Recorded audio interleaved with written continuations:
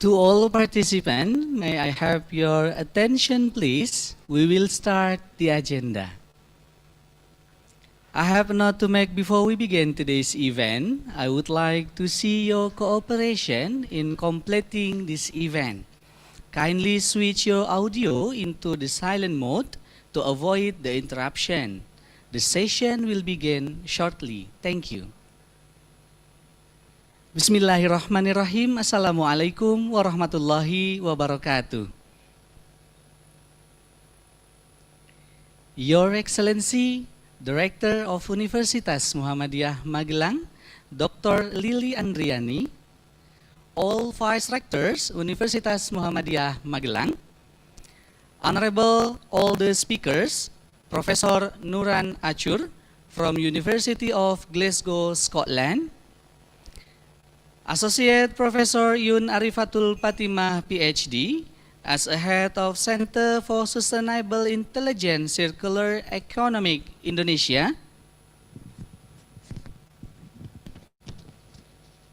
Assistant Professor Dr. Sukanya Dej Adisai from Prince of Songkla University, Thailand, Dr. Wahyu Kasarendra from University Brunei Darussalam, Dr. Matthias Wetzell from Asia University, Taiwan, Deans, Head of Department, all cohorts participated university, distinguished guest participant, ladies and gentlemen, thank you everyone for joining us both live and virtual.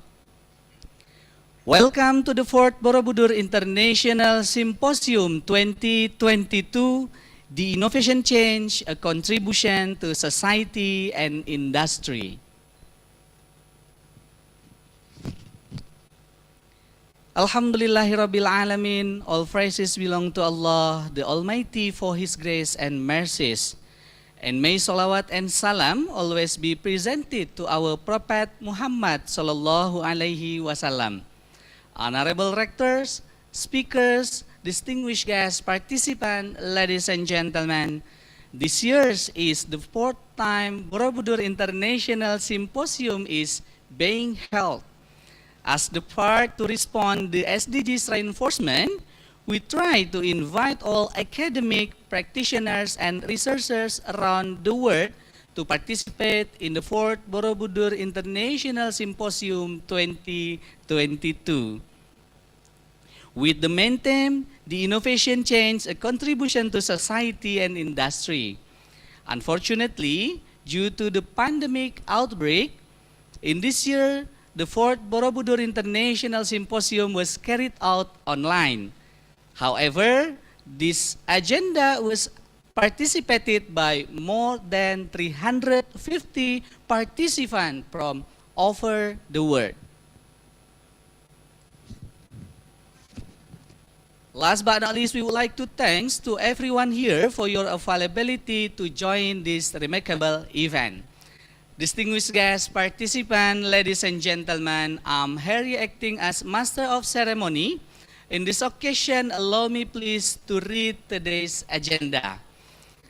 In this morning, we will have opening ceremony and seminar session with special speakers from Indonesia, Thailand, Brunei Darussalam, Taiwan, and Scotland. And in the afternoon, we will have Q&A session for all the participants in this event. And after that, continued by technical coaching, best speakers announcement, and also closing ceremony.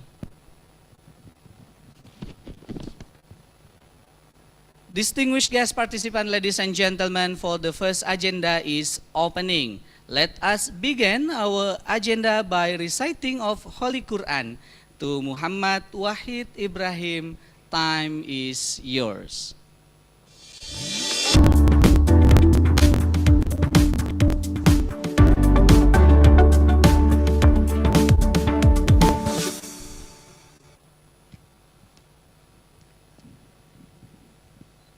Assalamualaikum warahmatullahi wabarakatuh.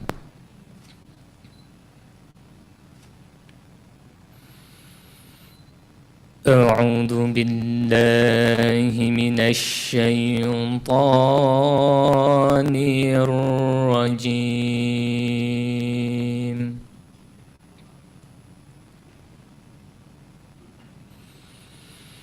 بسم الله الرحمن الرحيم.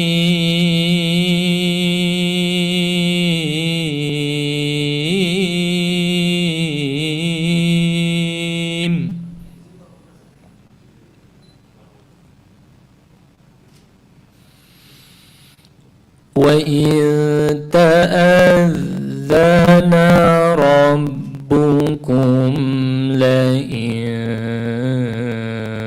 شكرتم لأزيدنكم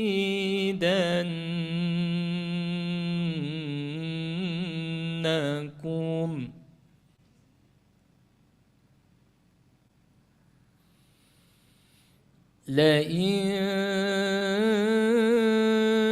شكرتم لأزيدنكم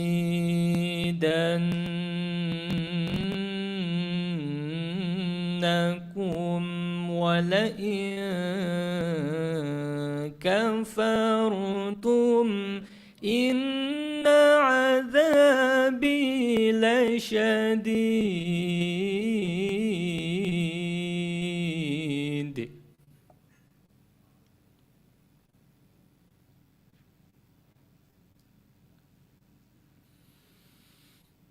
ولئن كفرتم إن عذابي لشديد.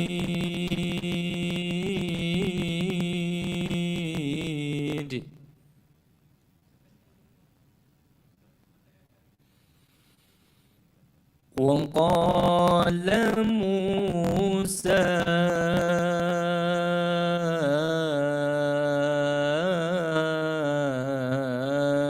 إن تكفروا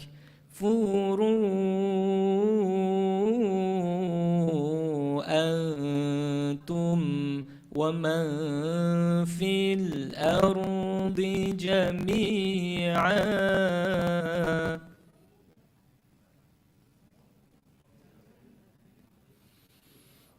فإن الله لغني حميد.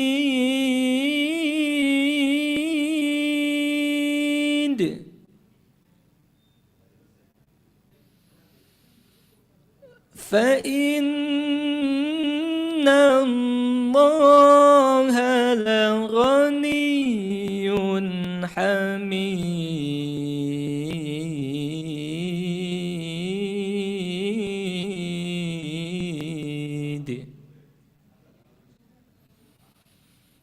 فإن الله لغني حميد.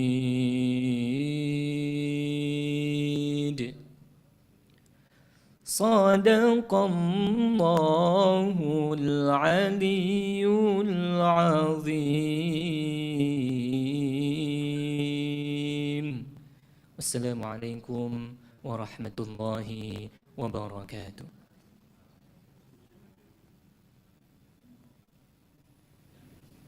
Coming up for a great moment, we would like to invite you to rise and sing the national anthem of Indonesia Raya, and followed by the March of Muhammadiyah, Sang Surya.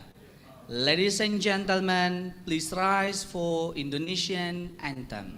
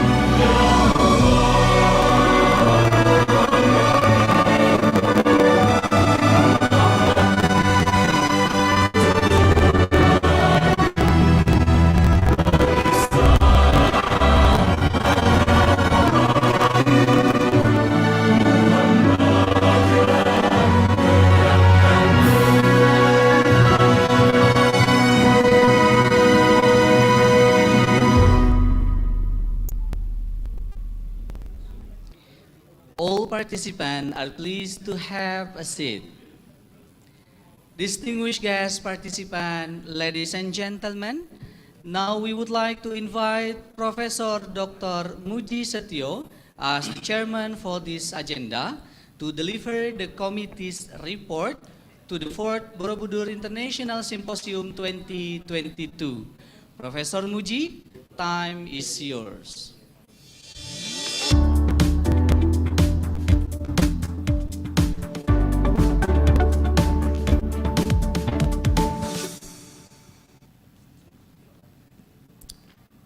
Bismillahirrahmanirrahim. The Honorable Rector and University's official partner. Assalamualaikum and good morning everyone. Welcome to the 4th Borobudur International Symposium in 2022. Let me start this speech by reviewing the achievement of the SDGs. In 2015, the United Nations has set a blueprint for Sustainable Development Goal. The achievement of the SDGs had not yet reached the target, even before the COVID-19 outbreak. Natural disaster and the unequal distribution of food, energy, and water resources pose significant dangers to the implementation of the SDGs. Clearly, there is a gap between actual capacity and the ambition to achieve the SDGs because there are constraints. Once again, because there are constraints from the unpredictable geopolitical environment, spatial gap, and trade-off. Problem in social, economic, and public health on global scale also hinder the achievement of these SDGs. So, the world needs more research and innovation. Of course, we cannot remain silent on this matter. As we know, research and innovation is a long and cumulative process that includes decision-making in idea discovery to implementation. Follow the technology readiness level, manufacturing readiness level, and also marketing readiness level. Through the 4th Borobudur International Symposium in 2022, we try to accommodate researchers, scholars, and practitioners to disseminate their research and innovation results in order to contribute in solving global problems. Ladies and gentlemen, to direct our discussion, we invite the world-class keynote speaker, and they are Dr. Wahyu Kaisarendra from University of Brunei Darussalam, Associate Professor Yun Arifatul Fatimah from the Center of Sustainable Intelligent Circular Economy Indonesia, Professor Nuran Akyur from the University of Glasgow, Scotland. I think it's midnight in Scotland. Dr. Sukanya Des Adise from Prince Songkla University. Selamat pagi, Bu Sukanya. Okay. And the last, Dr. Matthias Wetzel from the Asia University. Please give them a round of applause. Thank you. And lastly, I, on behalf of the committee, would like to thank and appreciate all the co-hosts. Of course, we hope this cooperation will continue for the next year. But before it, this symposium bring the theme, the innovation change, a contribution to society and industry, and is attended by 400 presenters from 40 countries, including Indonesia, Malaysia, Brunei Darussalam, Japan, Thailand, China, Taiwan, Aussie, Kazakhstan, Scotland, Germany, Hungary, France, and also Brazil. Okay, enjoy the discussion, and I hope all you get new insight from this event. Wassalamualaikum warahmatullahi wabarakatuh. Bye-bye. Thank you very much, Professor. Distinguished guests, ladies and gentlemen, and now we move on to the next agenda is welcoming remarks from Director of Universitas Muhammadiyah Magelang and officially open the agenda. Dr. Lili Andriani, time is yours.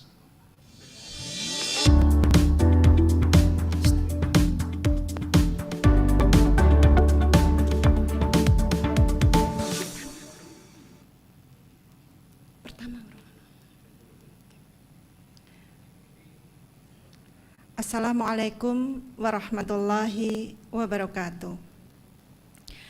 Good morning, ladies and gentlemen. Welcome back to the 4th Borobudur International Symposium 2022.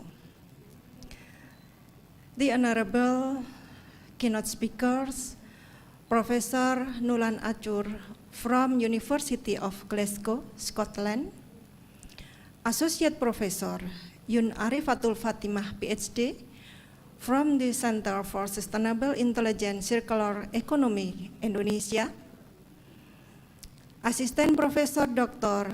Sukanya Dets Adise from Prince of Songkla University, Thailand, Dr. Wahyu Kaisarendra from University Brunei Darussalam, Dr. Matthias Wessel from Asia University, Taiwan, Professor Dr. Mujisetyo STMP as Chairman of the 4th Borobudur International Symposium 2022. The co-host university members, distinguished guests, participants, ladies and gentlemen. Alhamdulillahirabbil alamin. All praises belong to Allah, the Almighty, for the grace and mercies, and may salawat and salam be presented to Prophet Muhammad sallallahu alaihi wasallam. The distinguished keynote speakers, co-host university rectors, and all participants.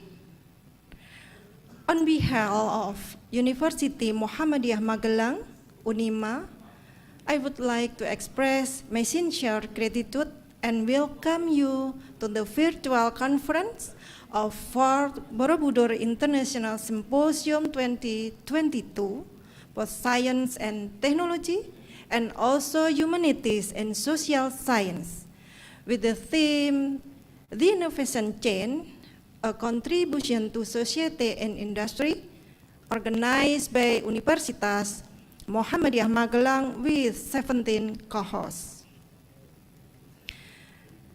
As a part of Muhammadiyah University in Indonesia, UNIMA has a commitment to spread the value of Muhammadiyah and contribute to the development of science and technology. Therefore, this international symposium is one of the efforts to achieve those goals. Aside from that, the symposium was arranged as a sign of gratitude for honoring Muhammadiyah Muktamar, which took place on November 18 to 20, 2022, with the theme Advancing Indonesia, Lighten the Universe, memajukan Indonesia, mencerahkan semesta. Ladies and gentlemen, related to the theme of the symposium, there are three sequential phases of the innovation chains. The first phase is idea generation. An innovative idea can come from the result of collaboration between members in a unit, cross-unit collaboration, and collaboration with external parties.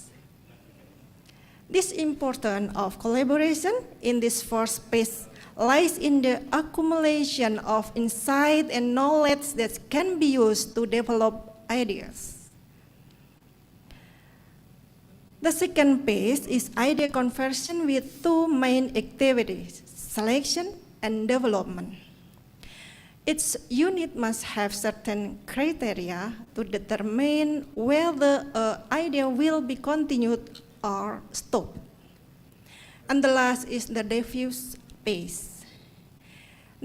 This last phase talks about how ideas that have been created and realized in the form of new product or services can be disseminated effectively to user or policy holders. We hope that this forum can be used for dissemination to accommodate this three sequential phase, both in the term of criterion, conversion, and diffusion.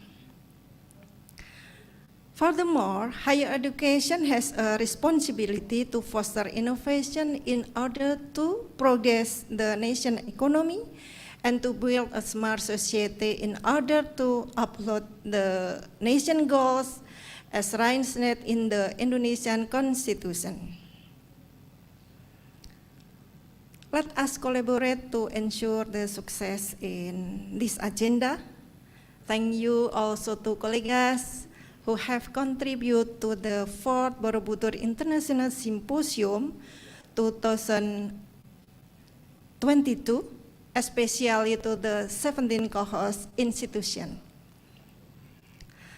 Dr. Winnie Septiani ST MSI from University Trisakti, selamat datang Bu Winnie beserta rombongan dari Universitas Trisakti, terima kasih. Thank you very much. Dr. Nur Izzah SKP MKep from Universitas Muhammadiyah Pekajangan Pekalongan, sugeng rawuh Bu Izzah beserta teman-teman di Muhammadiyah Pekajangan Pekalongan, terima kasih.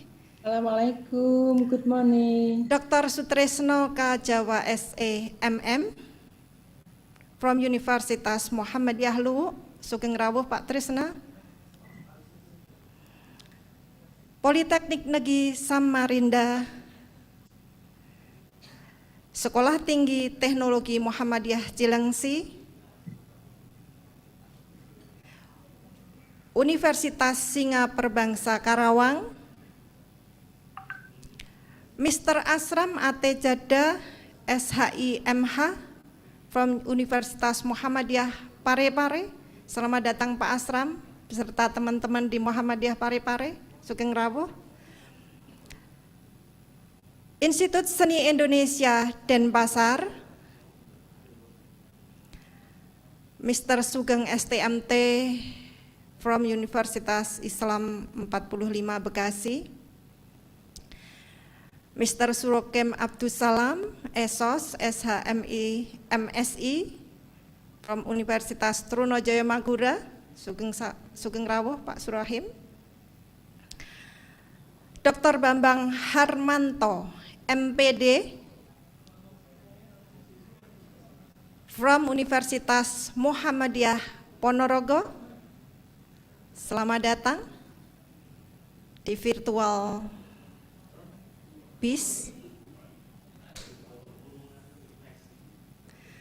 Profesor Dr. Dedi Mulyadi MM, from Universitas Buana Perjuangan Karawang. Thank you very much. Selamat pagi Pak Bambang. Maaf Pak Dedi. Pagi, terima kasih. Dr. Agus Uli Nuha STMT PhD from Universitas Muhammadiyah Surakarta. Selamat datang Pak Agus beserta teman-teman. Dr. Megawati SHM Hum Faculty of Law Universitas Ahmad Dahlan.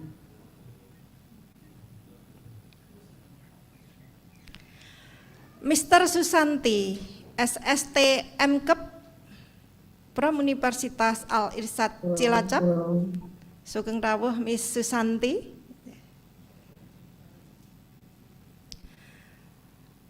Universitas Muhammadiyah Malang,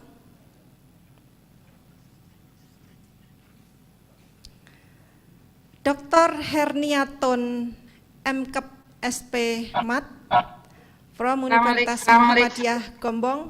Waalaikumsalam Bu Herni, sugeng rawuh, terima kasih beserta teman-teman semuanya.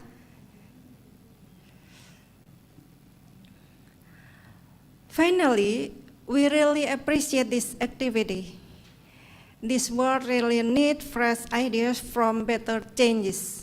We hope that the discussion at the 4th Borobudur International Symposium 2022 will contribute to the development of knowledge and present solutions to real problems in industry and society.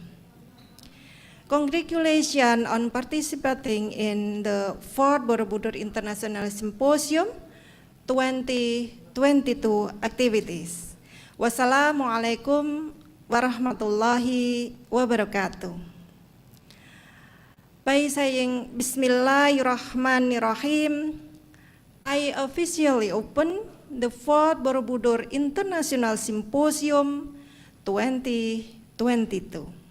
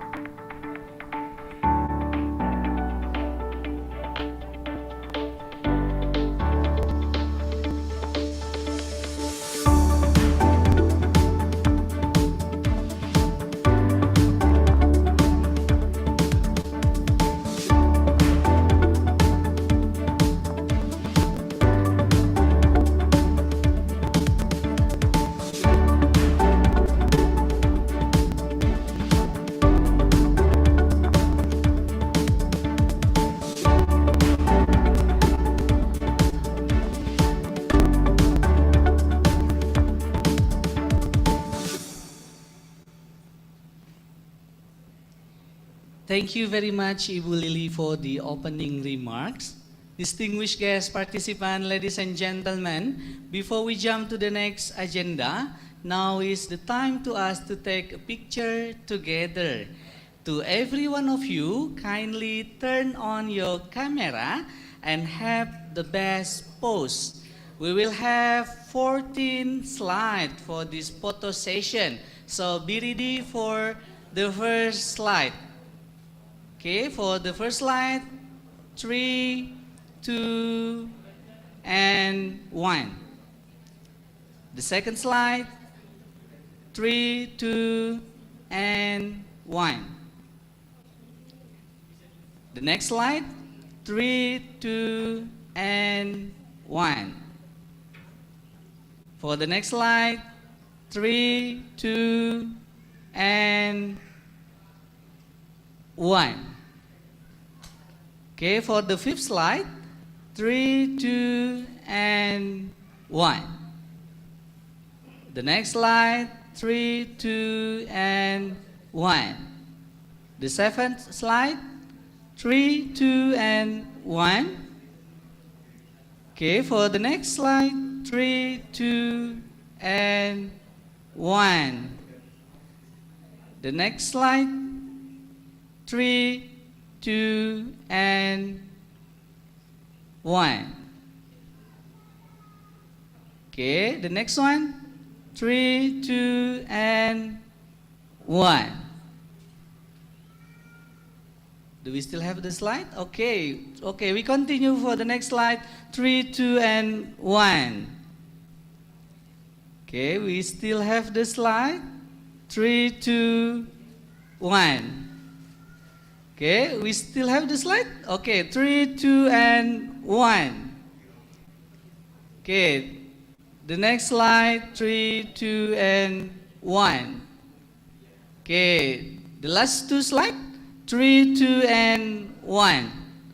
Okay, for the last one, 3, 2, and 1. Well, thank you so much. Thank you, everyone. And now we will proceed to the main session of this agenda. It is seminar session. We will have 5 speakers for this session. And for the seminar session will be led by Ms. Fadilah Sandi as the moderator for today's event.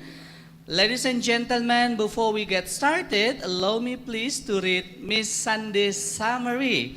Ms. Fadilah Sandi is a lecturer at Faculty of Psychology and Humaniora, Universitas Muhammadiyah, Magelang. Currently, she is also the head of Language Center, Universitas Muhammadiyah, Magelang. And Ms. Fadilah Sandi obtained her bachelor degree from Semarang State University, Indonesia. And then he pursued her master degree from the Ohio State University, US. Ladies and gentlemen, without any further delay, let's welcome our moderator, Ms. Sandi. Ms. Fadilah Sandi, time is yours.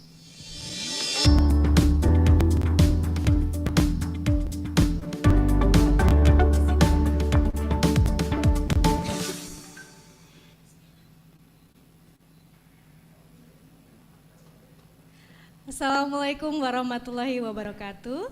Good morning, ladies and gentlemen. Again, welcome to the 4th Borobudur International Symposium 2022, The Innovation Chains, a Contribution to Society and Industry.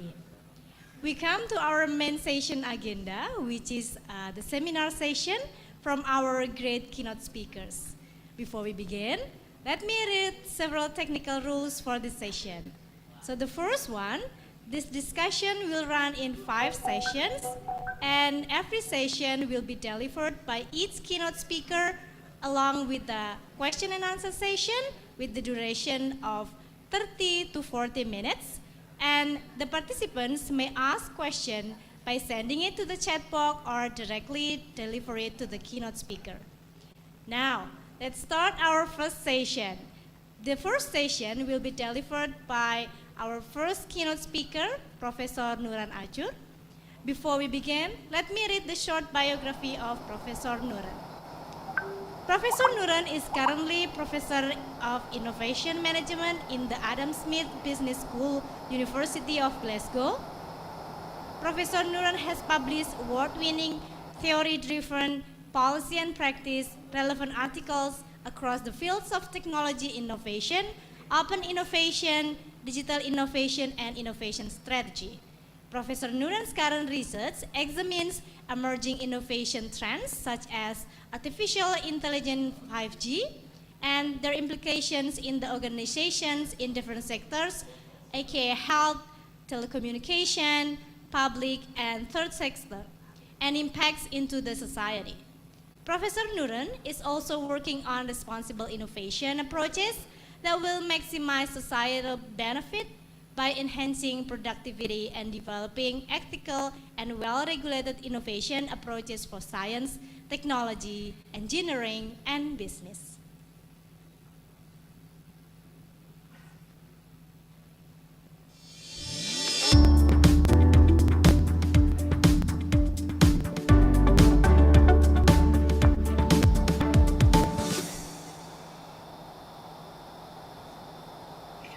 Now, I'd like to invite Professor Nuran.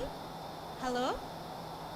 Hello, good morning everyone. Hello, good morning everyone. Hi, good morning, Professor Nuran. I will invite Professor Nuran to deliver the material. Professor Nuran, this time is yours. Thank you very much. Thank you very much. It's a privilege for me. It's a privilege to attend this interesting conference. I'm trying to share my slide first.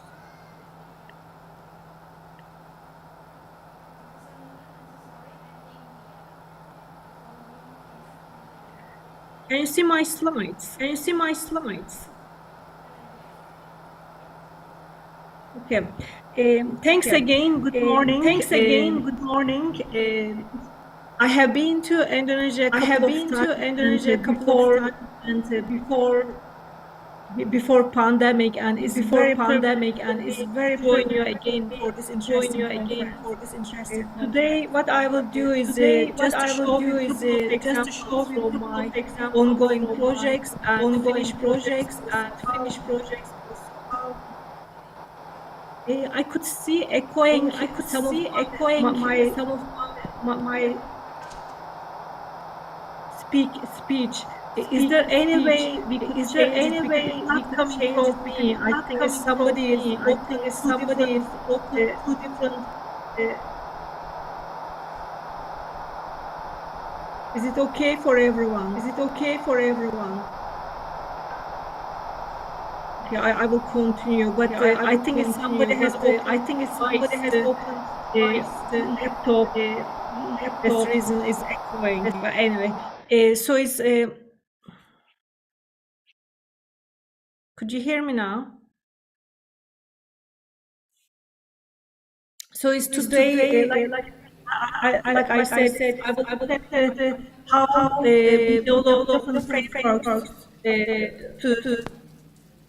to address some of the challenges. What we have look at grand challenges is the global problems that can be addressed through coordinated and collaborated efforts.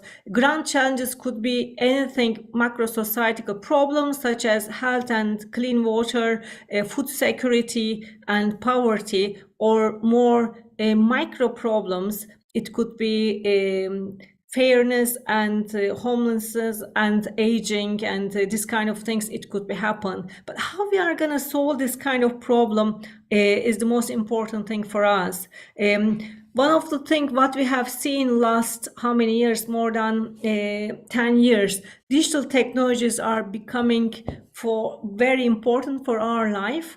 And digital revolutions takes on global challenges. If we correctly use, it could be a very powerful tools to affect on grand challenges, and we could solve some of the grand challenges through these digital technologies. During the pandemic, we have seen lots of different digital technologies emerge, and it's applied to address some of the societal challenges what we have seen basically last 2-3 years.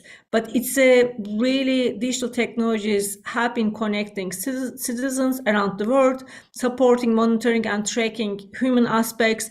What we have seen, like I said, is that during the pandemic, tracking and tracing system was used, face recognition technologies used by different countries like in China and in Russia to address and to control the COVID. So I'm going to show you today how we use in our research and how we bring together cross-disciplinary teams to solve some of the societal problems. These are only 2-3 examples, but I have some ongoing project. I will give an example also what we are doing.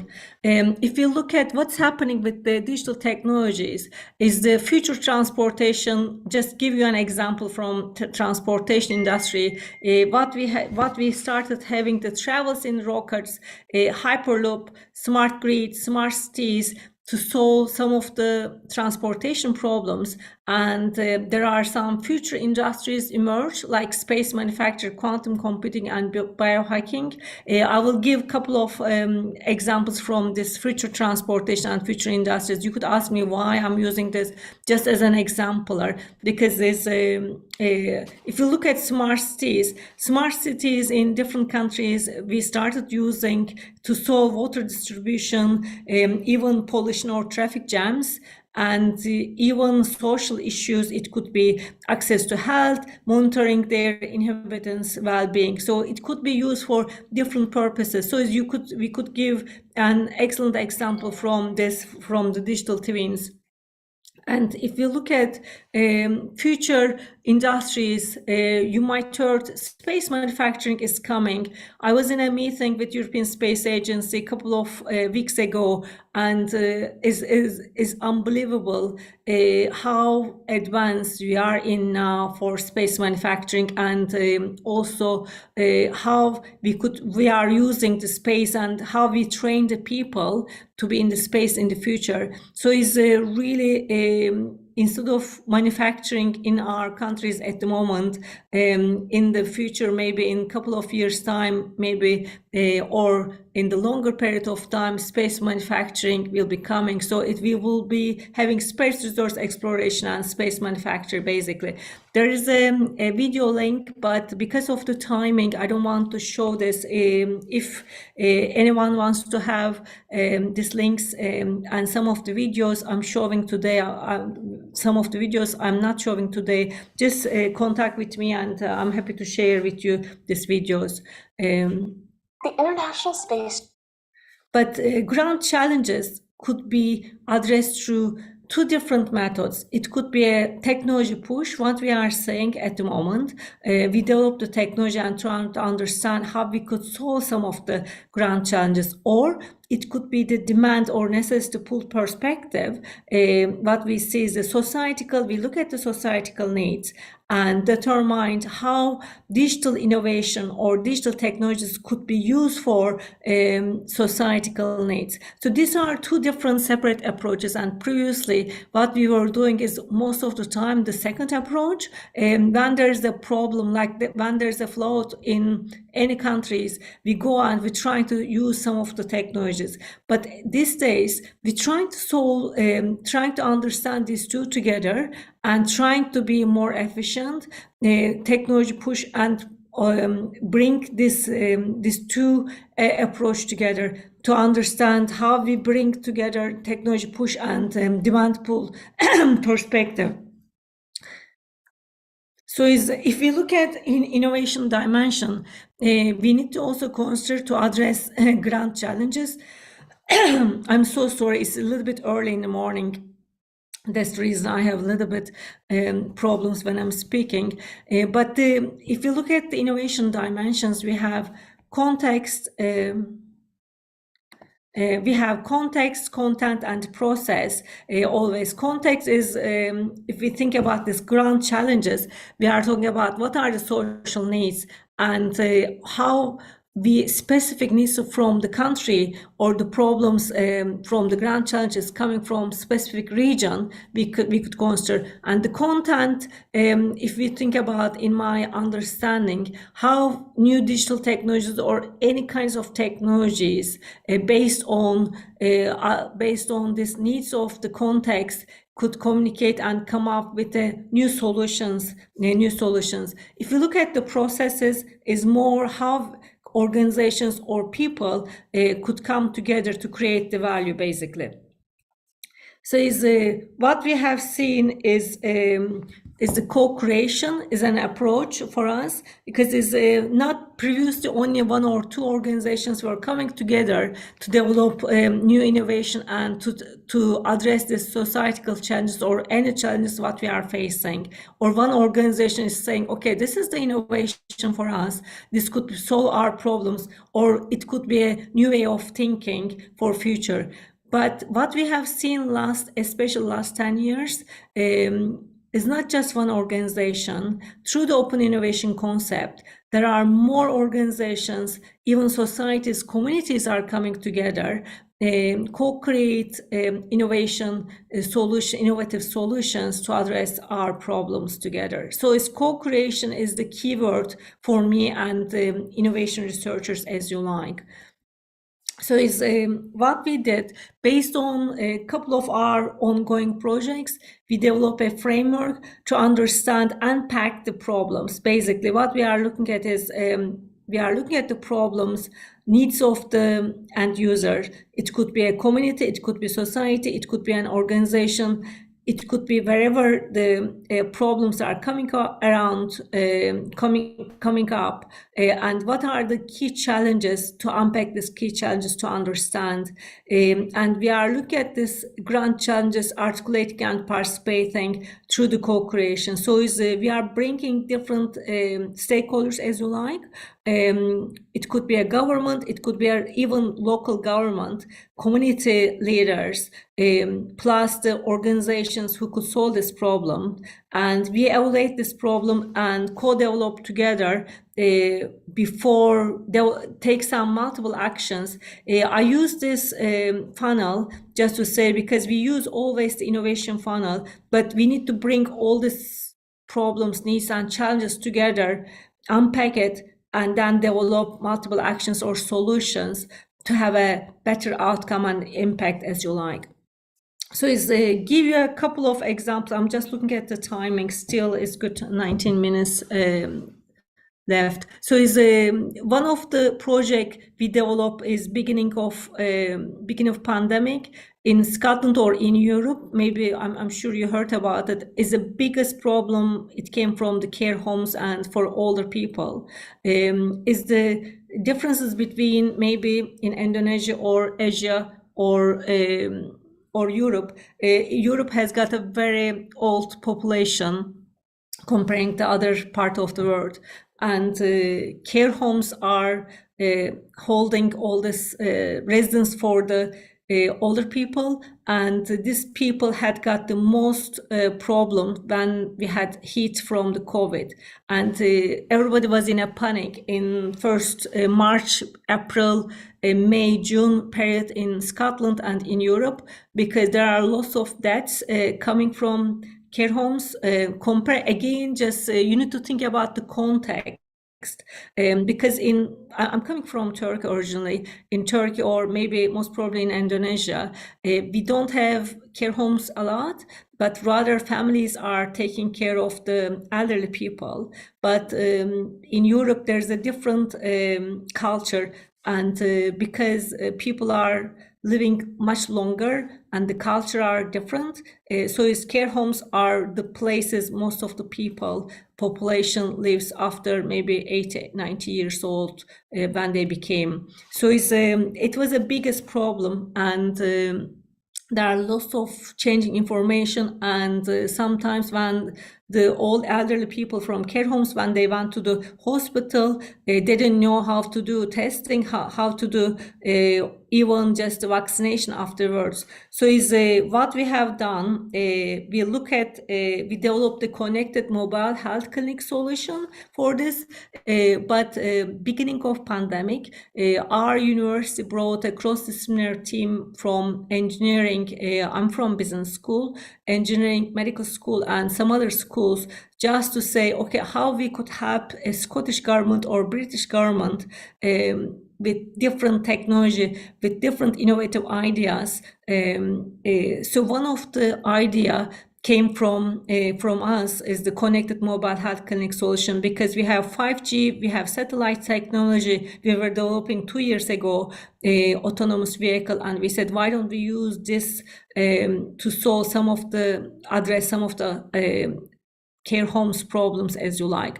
So with this connected mobile health solution, we develop proof of concept, but starts from the Glasgow region where I'm basically based at the moment. But we looked at also in rural part of Scotland, especially how we could support national strategy against COVID pandemic.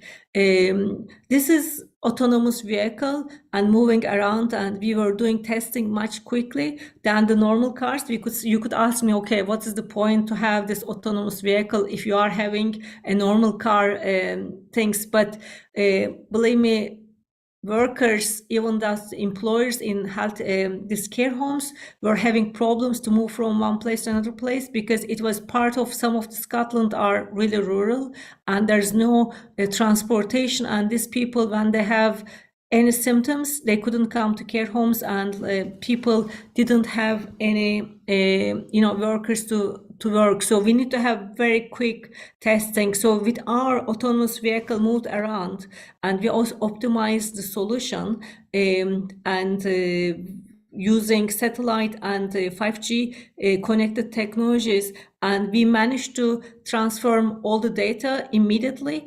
to the hospital, so they could see the results, and they could manage to say, okay, this person has got COVID and shouldn't come to care homes, and the other people, care home residents also will get tested much more quickly and get results, and because of this new technology what we have done. And we use a couple of other technology to help this care home people. We are writing a paper at the moment. It will be out soon this year to 2023. So I'm happy to share with you. But you could see this is the framework. We understand first the problem. We came cross-disciplinary team together, develop a process, and the platform, and trying to address this problem, basically. This is one example what we have done based on our framework. The another one is going along at the moment. We have again a autonomous vehicle we are using, moving around for logistics purposes, to move around, and autonomous vehicle is moving also between the hospitals and some rural parts of in Scotland, so people could move around around Scotland if they want to reach the healthcare. The second project, or the third project, is coming from Indonesia. I would like to share with you this. We spent 2 years, and the people from Telecom University, Telkom, and the hospital also is part of this project. Even Puskesmas was also part of our project. We looked at non-communicable disease is one of the grand challenges in Indonesia, and trying to address how we could use artificial intelligence to understand the previous data based on behaviors, to say, okay, this if you are having this background and monitoring these people for a couple of months, to say, okay, maybe in the future you might have a heart problem, you might have this problem, based on the artificial intelligence. So we develop an interactive digital health ecosystem for screening and management of non-communicable disease. When I say non-communicable disease, it could be a cardiovascular disease, cancers, or diabetes. But we started with the cardiovascular disease, and looking at the Puskesmas community-based system in Bandu area in Indonesia. So we use 5 different places. I'm gonna show you the video. Hopefully it will work. A couple of minutes, because of the timing, I'm not gonna show you entire video, but we will put this into the chat with other videos. So when you have time, in your time, you could just have a look at it. I don't think it works. Okay, unfortunately, I cannot show you the video. Okay, it's coming up now.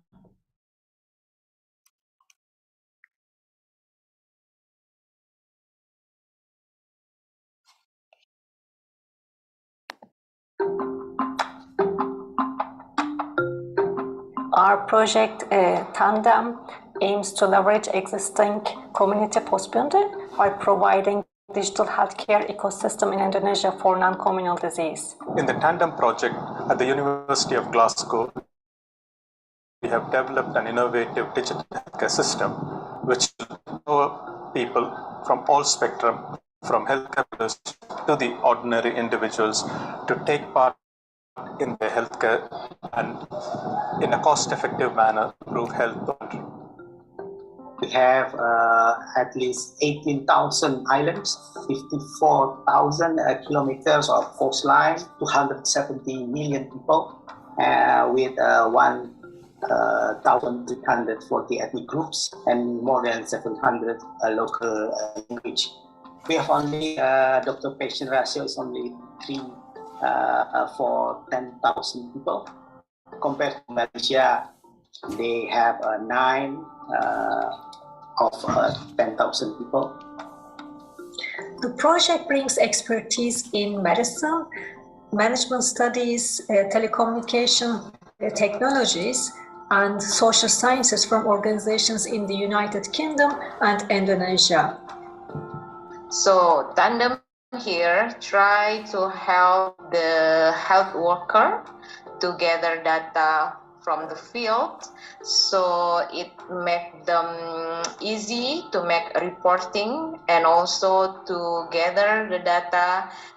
Through digital technology, we are able to automate quite a lot of standard and routine clinical decision making, so that a healthcare worker who may not be fully trained can still deliver safe advice to a patient or to a participant who comes for screening.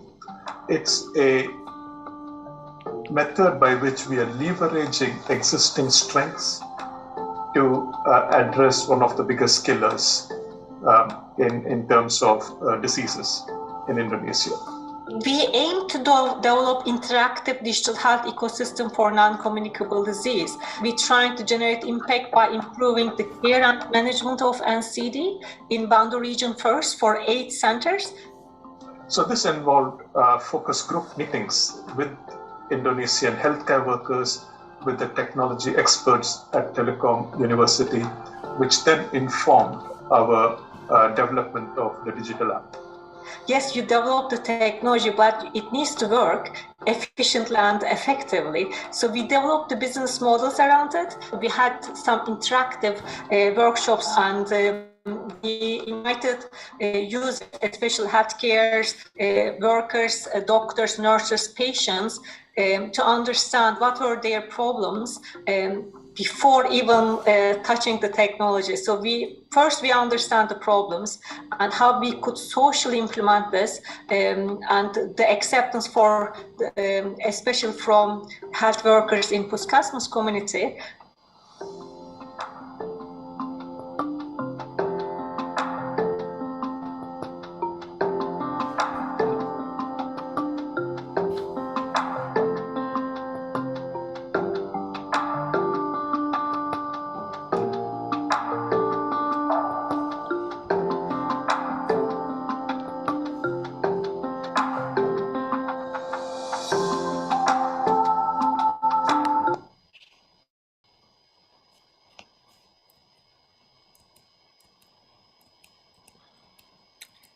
Okay, because of the timing, I'm just gonna pass this video and have the point what we have developed.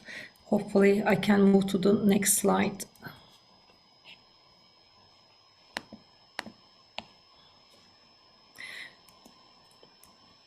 So what you could see is we looked at different methods. We started with the design thinking, lean startup, and agile approach. But you could see it is not just for one workshop or 2 workshops, but our Indonesian partner and us, we were always in contact. And our team visited Indonesia a couple of times, and we developed the technology, but we shared technology with our Indonesian team for artificial intelligence. So they own the data. We haven't even seen the data at all, but they run everything by themselves. So that's the biggest thing. I think sometimes what's happening, you co-create something, but is somebody is owning. So the ownership is really just Indonesian partners, as you like. They own everything, but we developed together this nice solution together, as you like. So the person who is coming to Puskesmas, we got the data and we received the data, we put it into the clouds, and we use artificial intelligence data analytics to help health workers to develop some individual care plan, as you like. So different workshops, couple of examples from the workshops, but when we were not even in Indonesia, our Indonesian team brought still continue having this activities with the Postbundu. You could see a couple of products, how we developed, and a couple of products, as again is Indonesian. Sees what is happening now with this project, because we use only for 6 different centers. We are hoping to expand this to other region of Indonesia. Then just to see what we understand and what we develop, it could be applicable to other part of the country and other countries also. So is this digitalization and new business models, we hope empowered more health users, because this is the first part of the project we finished, is basically we focus on the more health users, how health users use this new technology to have an individual care plan. But we, in the next stage, we want to improve that, and we also want to focus on more all the end users. How we could use the end users is basically the patients, by using their mobile phones, could get plans by themselves instead of through the health workers, as you like. So this is the next steps what we are trying to move on. And you heard some of the community members what they are saying about this project. I don't want to spend too much time, but I want to say digital transformation and digital technologies are becoming very important to solve some of the problems for us, how we could develop a new products and address end users, creating and delivering value, and not only just making profits, but also developing a social value as like.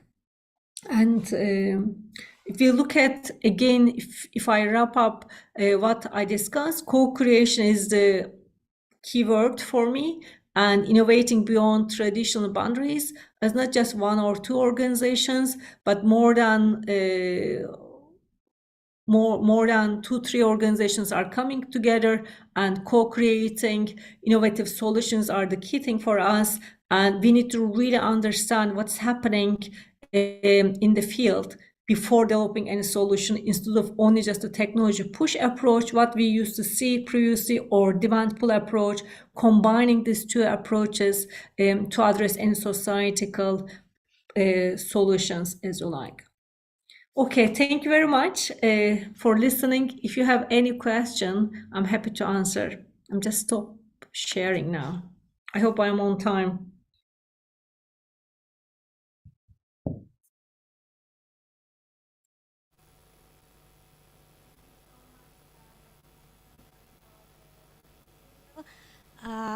I'm sure that COVID-19 moment is not only moment of misery and isolation for all of us in across the world, but also a moment of innovation, especially in technology. And I really impressed with the innovation in the autonomous vehicle in UK, and also tandem technology in Indonesia. What a great innovation that Professor Nuran have discovered with the team. Thank you, Professor Nuran, for the great material. And now I would like to invite all of the participants to ask questions.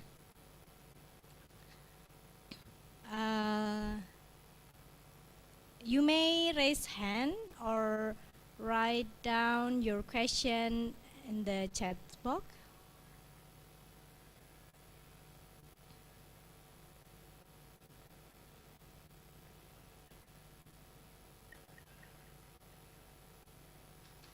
I think while waiting for the question from the participants, I'm really curious about the takeaway that Professor Nuran may have in business model management during and after COVID-19 break.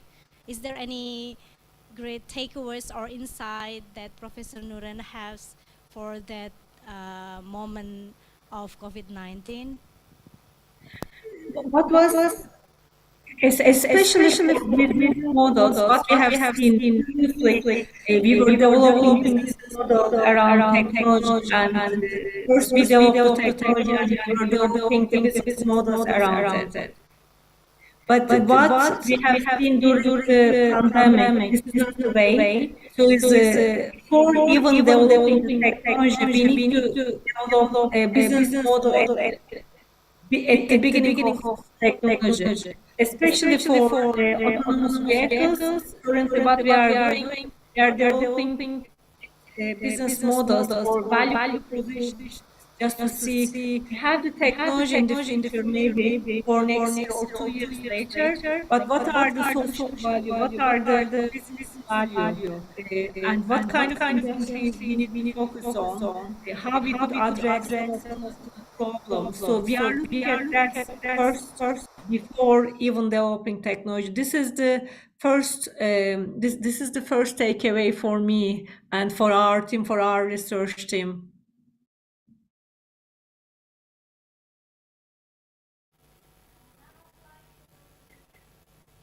Question from, thank you, Professor Nuran, for the discussion.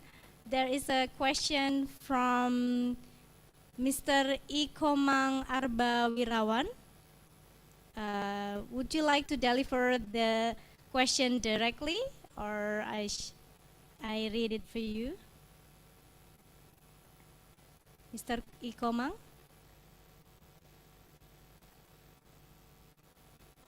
Okay, I think I will read the question from Mr. Ikomang. The question is, Professor Nuran, what is the method for growing sustainable co-creation? This is very interesting question, because what we have done is sustainable development hub in Glasgow University, because we realize we need a method and we need an innovation hub at the university.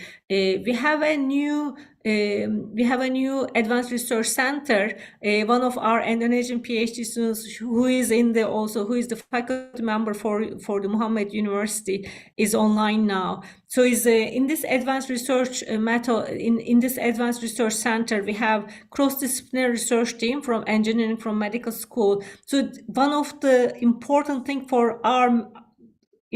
thing is bringing this cross-disciplinary team together, and design method is one of the method we are using. But we started using also foresight approach a lot. If you want to solve anything, if you want to develop any technology or any innovative solution, so we are combining these two together. If you ask me this 4 years ago, even 5 years ago, when we started Tandem project or another project before pandemic, I could tell you, wow, design method is one of the things we need to consider. But now it's not just design method, but foresight techniques we are using because we want to see what the future will bring us. It's not just what we are doing at the moment and what we could develop innovative solution, but what will be the future for us. So it's the foresight and design method or methodologies, I think, is the way forward for me. This is again last 1.5 years or 2 years with all these emerging technologies. We are using this two combination, and plus bringing, like I mentioned in my during my presentation, not only just the technology approach, but demand pull approach, combining these two. So these are the two things for me is very important. It's a great question. Thank you.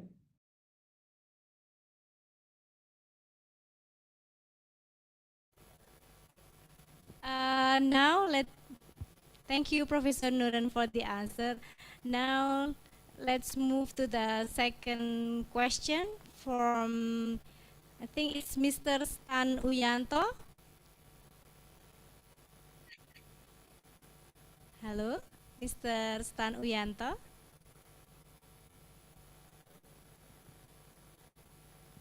Okay, please deliver the I think you haven't unmute the microphone.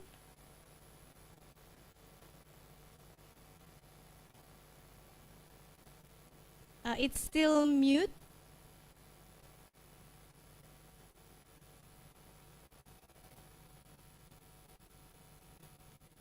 Okay, it's unmute. Okay, now. okay.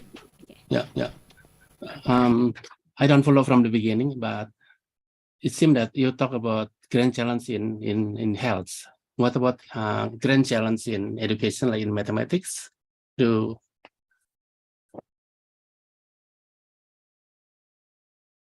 Prof. Nuran? Can you? I lost you a little bit.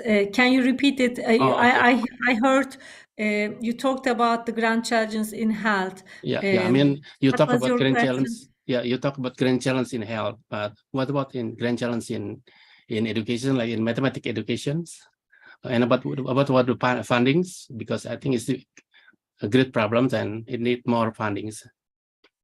Yeah, is exactly what we are doing at the moment, like sustainable innovation hub at Glasgow University. Is not just this is one example I showed you about the health problem. It was I didn't think about is more health problem, health global challenges we are looking at, but the education is one of the thing sustainable challenge we are focusing on at Glasgow University, especially primary education and education in rural part of Scotland or other parts, because we have academics in Glasgow University match with other university academics just to see what could be done for education. It is exactly one of the grand challenge for us, this, because we are looking at all the sustainable development goals and education is one of them. And we need lots of grants and collaboration between universities to solve this problem. Yeah. Thank you.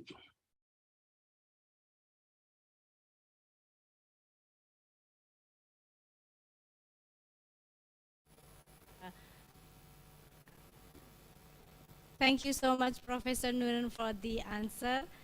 I'd like to read one of the thank you note from Mr. Ikomang. Thank you, Professor Nuran, for creative path towards innovation for life.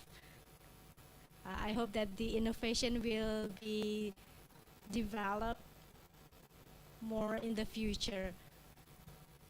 Okay, I would like to invite other participants.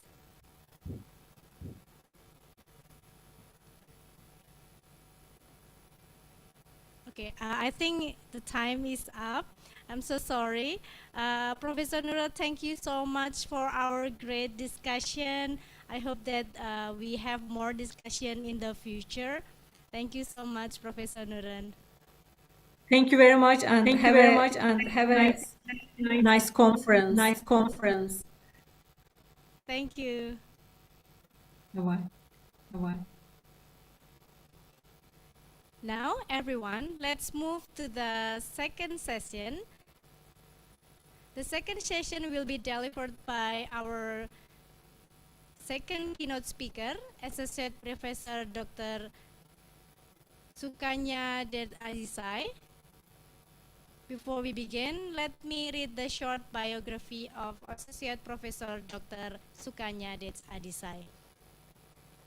Associate Professor Dr. Adisai is now the lecturer in Department of Pharmacognosy and Pharmaceutical Botany, Faculty of Pharmaceutical Sciences, Prince of Songkhla University, Thailand. The education of Associate Professor Dr. Adisai, Doctor in Serum Naturalium, Pharmaceutical Rupert Karls, Germany, and Biology, Universität Heidelberg, and then MSc in Pharmacognosy in Chulalongkorn University, Thailand, BSc in Pharmacy in Prince of Songkhla of University of Thailand. The current position is the university lecturer from 1996 until now in University of Songkhla, Prince of Songkhla, Thailand. And his administrative work, and her administrative work is the head of Department of Pharmacognosy and Pharmaceutical Botany, Faculty of Pharmaceutical Sciences, Prince of Songkhla University, Hat Yai Songkhla 90112, Thailand from 2007 until 2016 and November 2017 till now. And the productivity and developing ethical and well-regulated innovation approaches for science, technology, engineering, and business.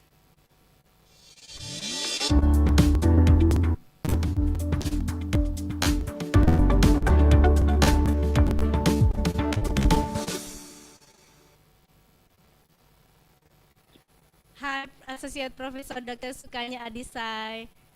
Good morning. Could you hear me? Okay. Could you hear me? Yes, Okay. I can hear. I think the sound is so delayed because the weather here is not good. To hear that, but in Thailand. Okay, but it's your not voice good is now. very clear. Yeah. Can I share my slide?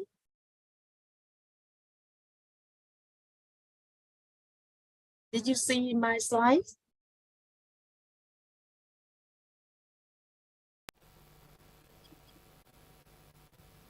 Yes. Okay. Did you hear me? Yes. Okay. It's very clear.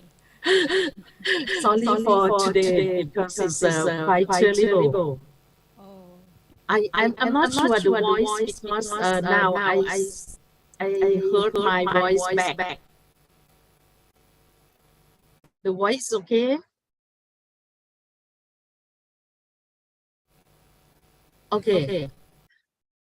So first of all, I have to say Assalamualaikum or Selamat pagi is good morning, right? Yeah. I have to thank you for Uni MMA that invite me once more. This is, I think, the second time for speaking with your university. In this time, I heard that you would like to invite me to talk about biology pharmacy. Yeah, as you see on my topic here, you see that I have 45 and 55 years. What does it mean? It means that this year, our faculty become to 45 years old. It's quite old, no? And we are younger than university because the university is 55 years old this year. So have you been to Thailand and to my university? Maybe soon. Okay, for my talk today, for this topic, I think I will focus on the herbal research because it's my specialized. So it's biological pharmacy is will be focused on herbal research.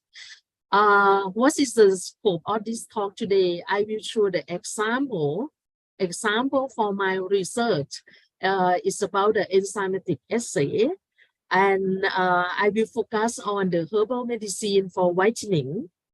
I think this is, how to say, very interesting in Thailand because Thai people like to become white. Yeah, because we have a dark skin, so we don't like what we have. We like opposite way. Yeah, and the other one is will be the research about anti-diabetics. This is we call is non-communicable disease. It's one of the chronic disease in Thailand that become more and more patient up to now. And the last one, I will show the herbal product based on the research. For our research, we try to produce the prototype, and I will show you the examples. I will show you the herbal research, how to start because somebody asked me that how to select the plan or how to start the work. I would say that for my group, I will start with based on pharmacological activity. How to start? I will start by screening. So in Thailand, we have a lot of medicinal plants that they use from old generation to become to the new generation up to now. But some herbal medicine or folk medicine, we do not have the scientific evidence support that activity. So we will start with screening. In my group, we start with screening with anti-tyrosinase if we want to screen the plant that used for whitening. And we start to screening with anti-alpha-glucosidase if we would like to find out some plant for anti-diabetics. And after that, we select the potential one from screening or from the folk medicine to extract and isolate the active compound.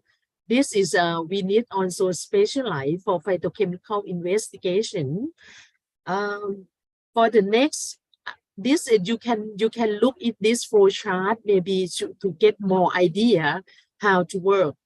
From the plan, after you screening, you can use a bioassay for screening, and after that, you can select the best one or the potential one that you interesting, and after that, you just isolate to get the active compound. This you will have to use spectroscopy for we call this structure elucidation to find out which compound this is an active one. And after that, you take the active compound for bioassay, and you can find the strong or weak activity for that one. And in the other way, you can correlate with molecular docking. This one is I think it's a cheaper research project because we use only software and computer. Yeah, we don't use enzyme, we don't use anything in the lab. So we use only base computer and also the base software for molecular docking to figure out that this compound is active or not, when you can predict with the computer and software. And after that, you can take the weak compound, weak activity out of the group, and you can follow the strong activity with in vivo study. It means that you can study in animal. This is costly, and also after that you can make the prototype formulation. For pharmacy students, they should try to find out to make a prototype formulation. And the last one, you can go to the hospital or to make clinical trial. The last step is quite difficult because you must have the collaboration with medical doctor, and it's costly because you have to select the volunteer, the group of volunteer. That is not easy. Sometimes in our lab, we stop at the prototype formulation. We cannot continue with the clinical trial because we cannot find medical doctor for collaboration in each study. And this is show the idea from in vitro study. In vitro study is mean that you can work in the lab, and in the lab is mean that you can work with enzymes, or you can work with the cell base and also molecular docking with computer and software. And after that, after in vitro study, you can move to in vivo study with the animal. Some you can work with the rat, with the mouse, or chicken. And in our group now, we start with zebra fish. This is a good idea instead of the big animal like mouse or chicken, because this is too small, and also is how to say, the period of study is shorter than with a bigger animal. And the last one, you can go for the clinical trial with a volunteer. The first one that I will show the example for you is an enzymatic assay. As you know that this you can work in the laboratory, just only you want to measuring the enzymatic activity. They have two ways. The first one, you would like to find the inhibitor. Inhibitor, that means that some sample that can inhibit or reduce the reaction of the enzyme, we call is an inhibitor. Or the other one, that the sample that can increase the reaction of the enzyme, we call is activator. So this enzymatic assay we can use for enzyme kinetic or enzyme inhibition or activations for the study of the sample. For enzymatic assay, normally we have two groups of study.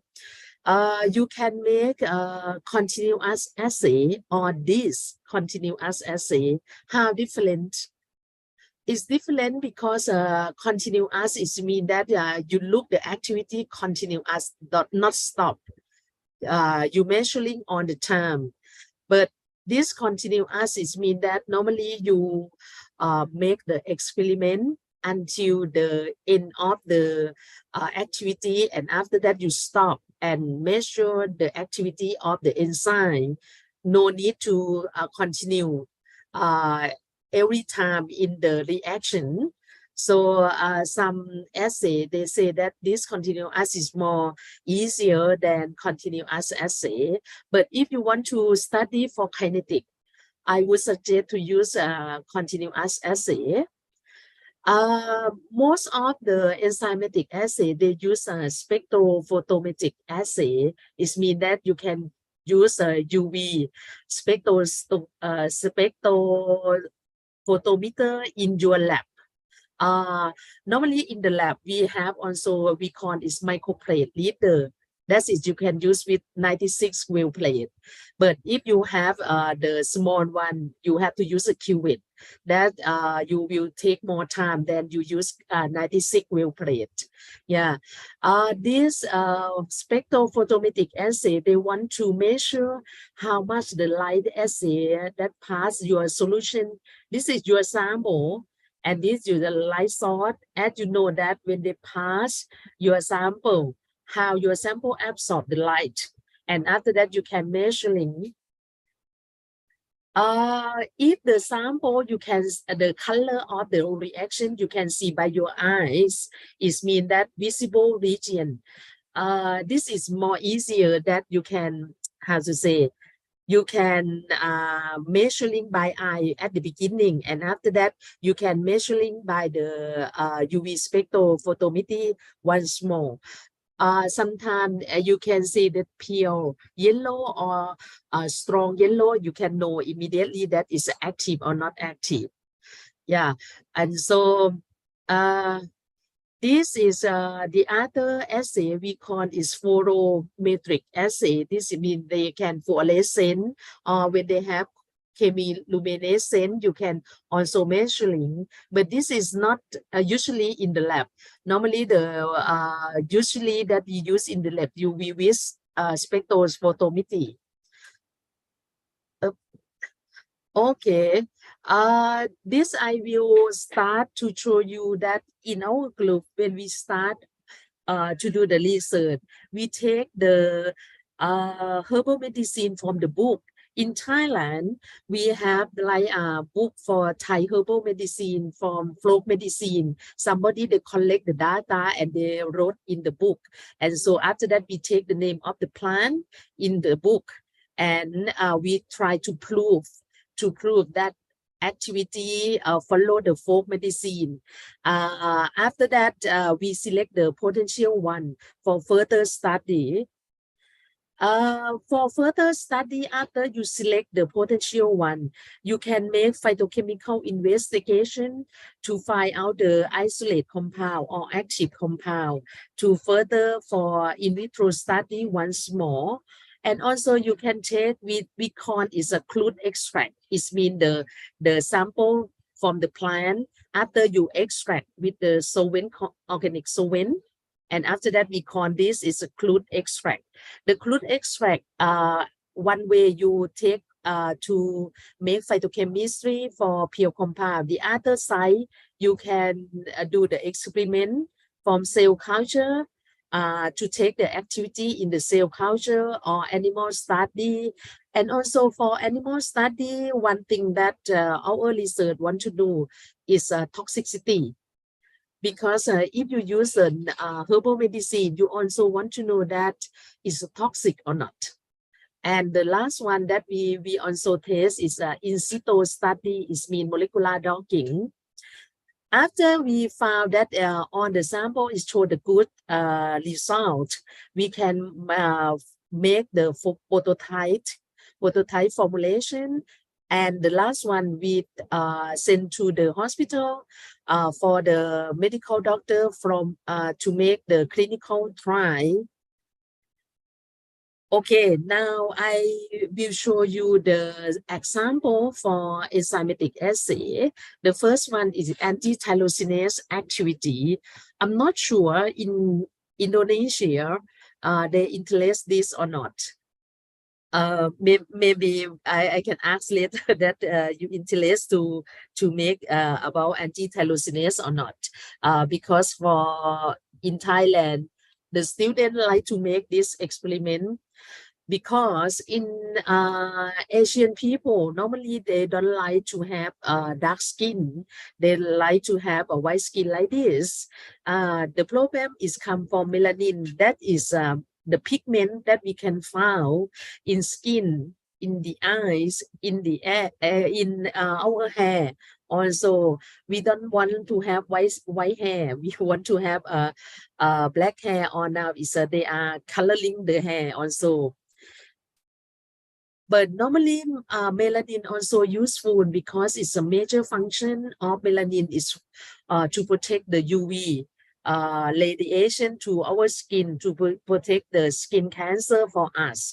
But when we expose to more UV radiation, that is can stimulate melanin production also. This is a problem that we found, the accumulation or abnormal melanin amount in the skin. For the first one, you can see this is most is in the European people. They has freckles, and the other picture is from the abnormal pigment or melasma.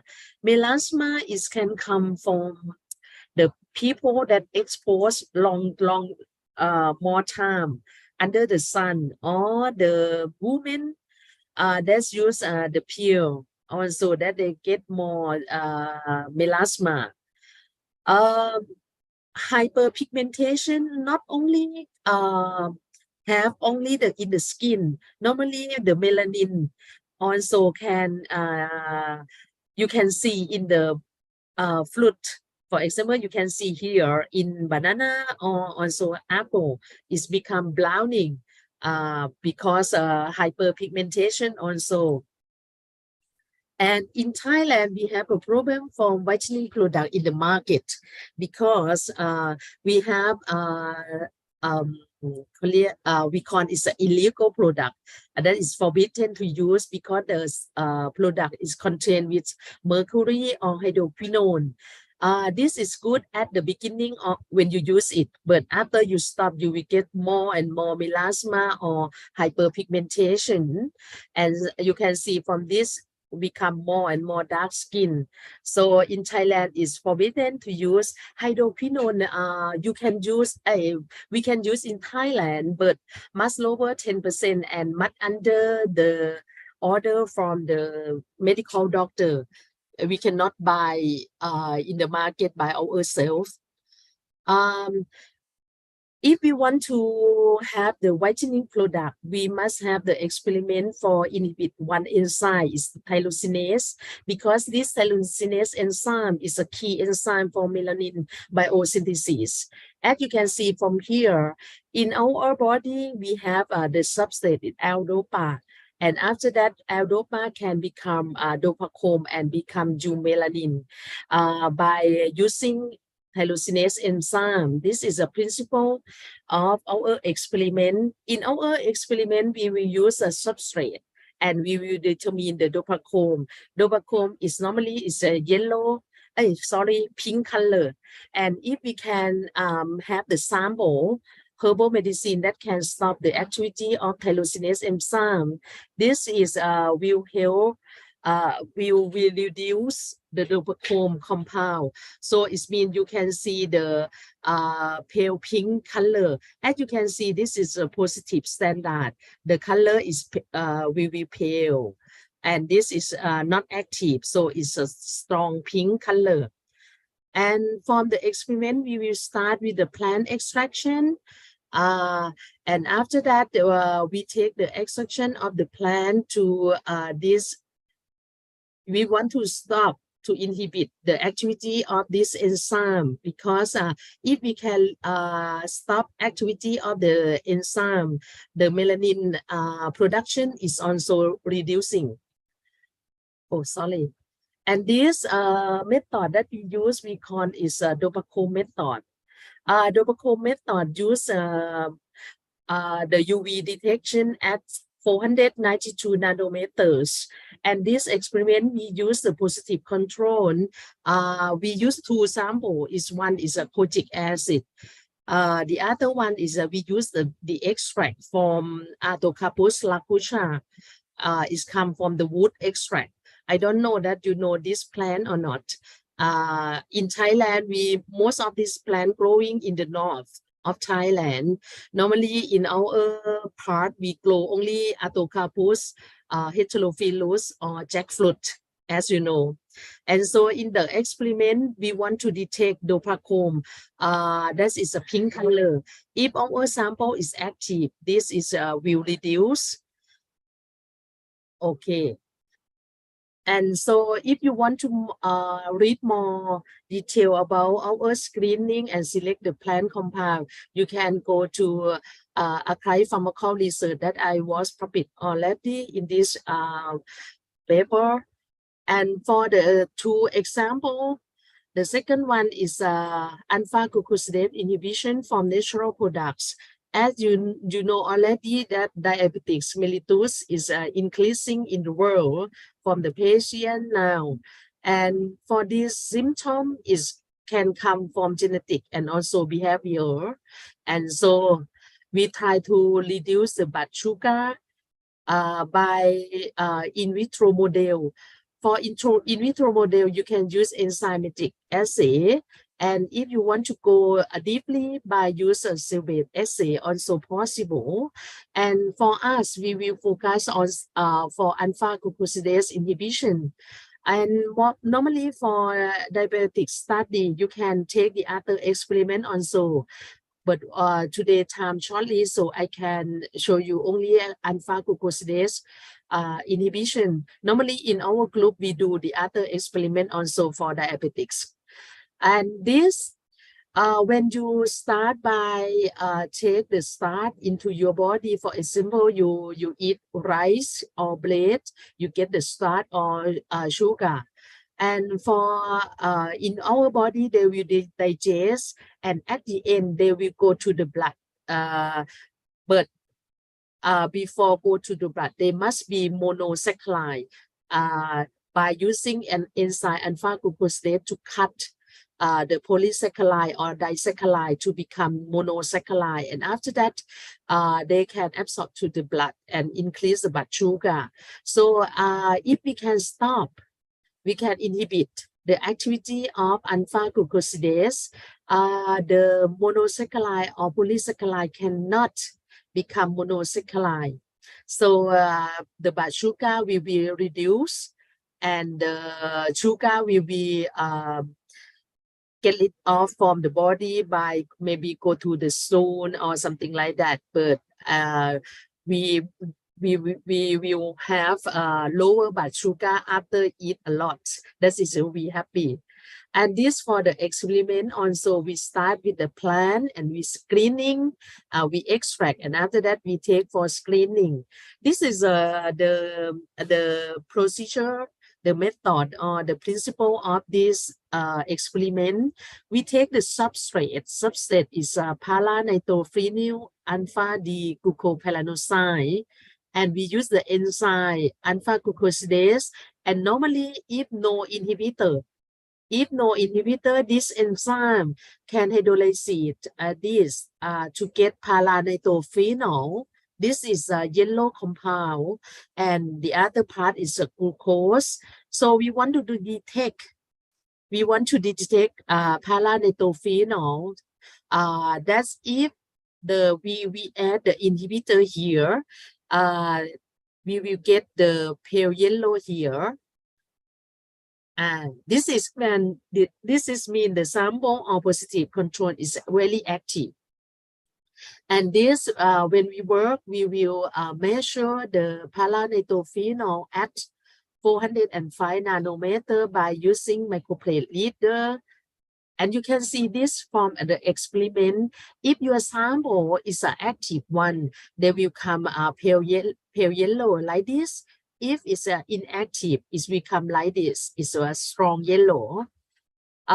We can analyze this by using percent alpha glucosidase inhibition. That is by looking for the initial velocity of the activity. And this is more detail. I don't want to give more time for this. And if you want to look that is really active or not, you can determine also the half maximal inhibitory concentration, or we call it IC50 also. This IC50, if you get lower, is really good. Yeah. And if you want to look more, you can go to the this publication for determine alpha glucosidase activity from pharmacy plants, because in Thailand we have more and more pharmacy plants that's used for herbal medicine. And the other one is in journal Molecules from MDPI. This is also we publish for PhD student from Indonesia, from Ahmad Dahlan. That is study at PSU under my supervision. And also this publication is include also in vivo study and also molecular docking. And I would suggest you from research to market how to do that. After you select the potential sample, you can do the prototype formulation and you can go to clinical trial. And our step that I said to you that we could not go to clinical trial at the moment because it's quite difficult in Thailand, because we must have the good collaboration with medical doctor and we must have enough volunteer. So now we have many prototype formulation, and I will divide into group. The first group is cosmeceuticals for beauty. Yeah. One is whitening products. The second one is hair dye cream. The last one is analgesic gel. This I will show you the example. And for the dietary supplement, we also produce herbal tea for pre-diabetics patients. So it means that if you now like you are the pre-diabetic patient, it means that you are fasting blood sugar more than 100 deciliter. So you can take this herbal tea to control. We don't want that you become to a diabetic patient in the future. This is the example for my student. We make the peel-off facial mark from kojic acid-rich fungal extract. This is a facial mask that for everybody to use. Just only place on your facial, and after that they has a whitening agent is kojic acid, and we hope that after you using, you become whiter. Yeah, this is the at the end we get the prototype is a orange color like this. And the second one is for anti-acne. facial sleeping mask from Garcinia mangostana. This also for the sleeping mask, it means that you just only take on your face before sleeping. Yeah. So the extract from Garcinia mangostana is can inhibit P. acne. So it means they inhibit the microbial that make you have acne. So that we get the color like this. We add the color from the other plant, also natural coloring also. And the next one, we would like to make the powder. But we don't want to make the powder, baby powder or face powder from tankum, because now maybe you heard that about thancosis or cancer from tankum. So now we want to use the powder, this from Dioscorea hispida from the other plant. Normally we use this plant for eating, for the food, but now we want to make like a cosmetic from this. And after that we add the whitening extract in this powder, and after that we get the product, the prototype like this. And this also from henna. Maybe you know henna hair dye cream. This is come from my sister because she said that, oh, now she has a white hair, and so how to get the natural coloring. Normally she use henna, but she said that she need the ready to use product. So we try to produce the ready to use 4 color shade for her hair. This after using the color is become like red brown color. This one is the order from medical doctor from PSU hospital. He said that he would like to use the natural products for the patient that has a pain at the feet. So we combine the ply. This one is Singapore Kasumuna, and the other one is Cassicum. We combine together in this gel because in Thailand, normally they separate. They have product in the market. They have capsicum gel and they have ply oil. But now we want to make 2 together. Yeah, we get this one. And this is for the athletic supplement is Korean ginseng Thai herbal mixture tea. This idea because we have the collaboration in Korea. Professor from Korea provide me the Korean ginseng, and after that we want to make like a mixture between Korean ginseng and Thai herbal plants together to make a tea. And so in this prototype we take Ricoline for sweetening and pender leaves for smelling, and Thai herbal medicine. We vary this one. This is like a base on product has 3 of this, but we vary the Thai herbal medicine. And after that, we take the extract to take the activity for alpha-glucosidase inhibition, and we found it's a good activity. And this one is also come from the student. The idea of this lotion, you can see this, the student would like to make like Ricola from Switzerland, but this Aquila, she said that. And this plant in Thailand, we use when you have teach age, yeah, or you want to smoke. You want to smoke and you want to stop to smoke. If you are chewing this plant, this flower, they make like anesthetic. So you have no feeling for smoking or to get rid of the pain. And so this after student did it, I just only taste it. It's also okay, but not delicious, but okay, like a medicine. And so, last of all, I would like to thank Telemocracy for the conference to invite me to be here in your conference. Nice conference. And I would like to show this is our PhD, that is Indonesian student, Dr. Ikwan. So now he also work in Ahmad Dahlan University. So thank you for your honor. This is our group in PSU. Thank you.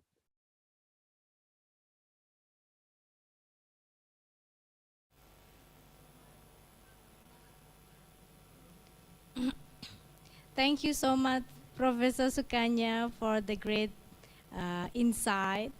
I really agree that now creating a natural cosmetic is very popular too in Indonesia, because we care more about natural products that is healthier for the skin. And also, we also want to create product to brighten our skin, because as you know that Asian really wants to have brightened skin, and I'm sure that yes, but the process is very complex. I can see from your presentation, but that was great. And now let me invite all of the participants to ask question. You can write it down in the text box, or you can directly deliver your question by raising hand.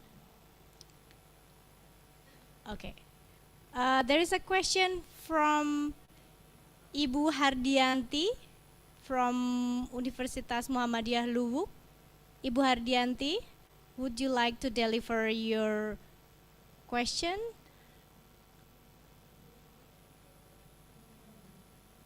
Oh, I think I will read the question.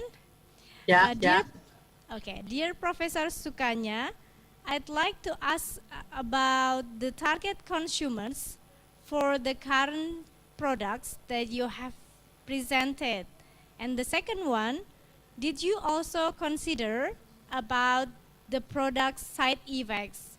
I mean, are there any parts who cannot use or consume the natural products that you have shown? I think those are the two questions. I'm not sure that I got the question or not. Maybe I would try to answer the questions. First of all, that for the target group in Thailand, if your product is cosmeceuticals, you have a huge market. But if you want to become the medicine, this is a problem, because it's not easy to become a medicine. You must go to the Thai FDA, and they have many steps. But if you want to make only cosmeceutical, you just only go to the FDA by one-stop service. So you have a huge market.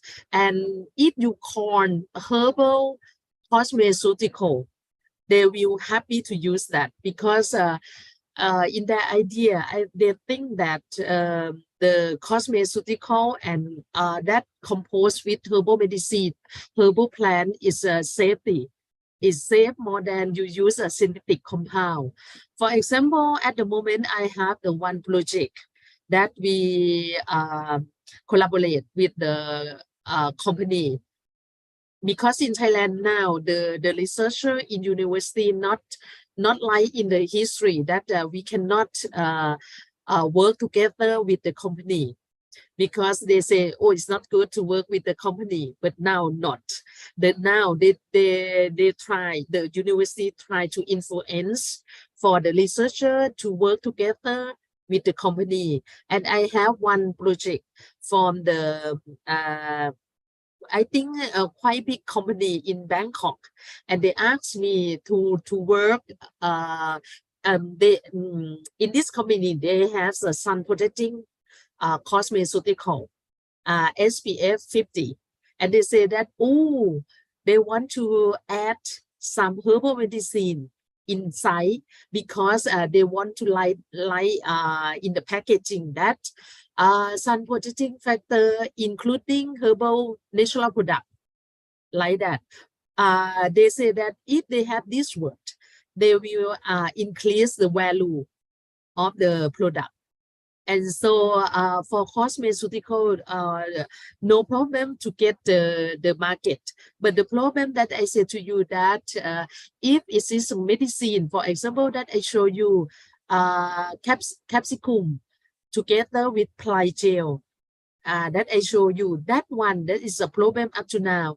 This product, I have got the reward because it's a very interesting. But the problem that we have the big collaboration together with the medical doctor, orthopedic doctor. But I make the sample, the prototype for him, more than 200 till, and after that I waiting the result from him, but he is so busy. And after that, you know, when we make the product, they has an expiry date, expire. So after 2 years, he have no time to do that. So my product is cannot work at the moment, because if he can do this project, is will be good, because he has a volunteer, is a patient under his supervision. So I say to him that, oh, just a pity that the sample is now is expired already. Yeah, then I would suggest that if you want to make the medicine like the natural product to become a medicine, that is a problem in Thailand.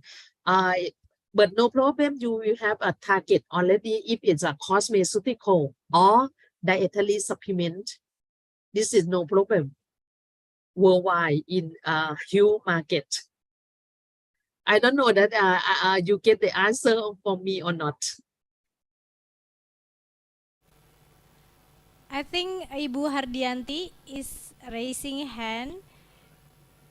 Thank you, Dr. Sukanya, for the answer. Ibu Hardianti, do you want to follow up the answer?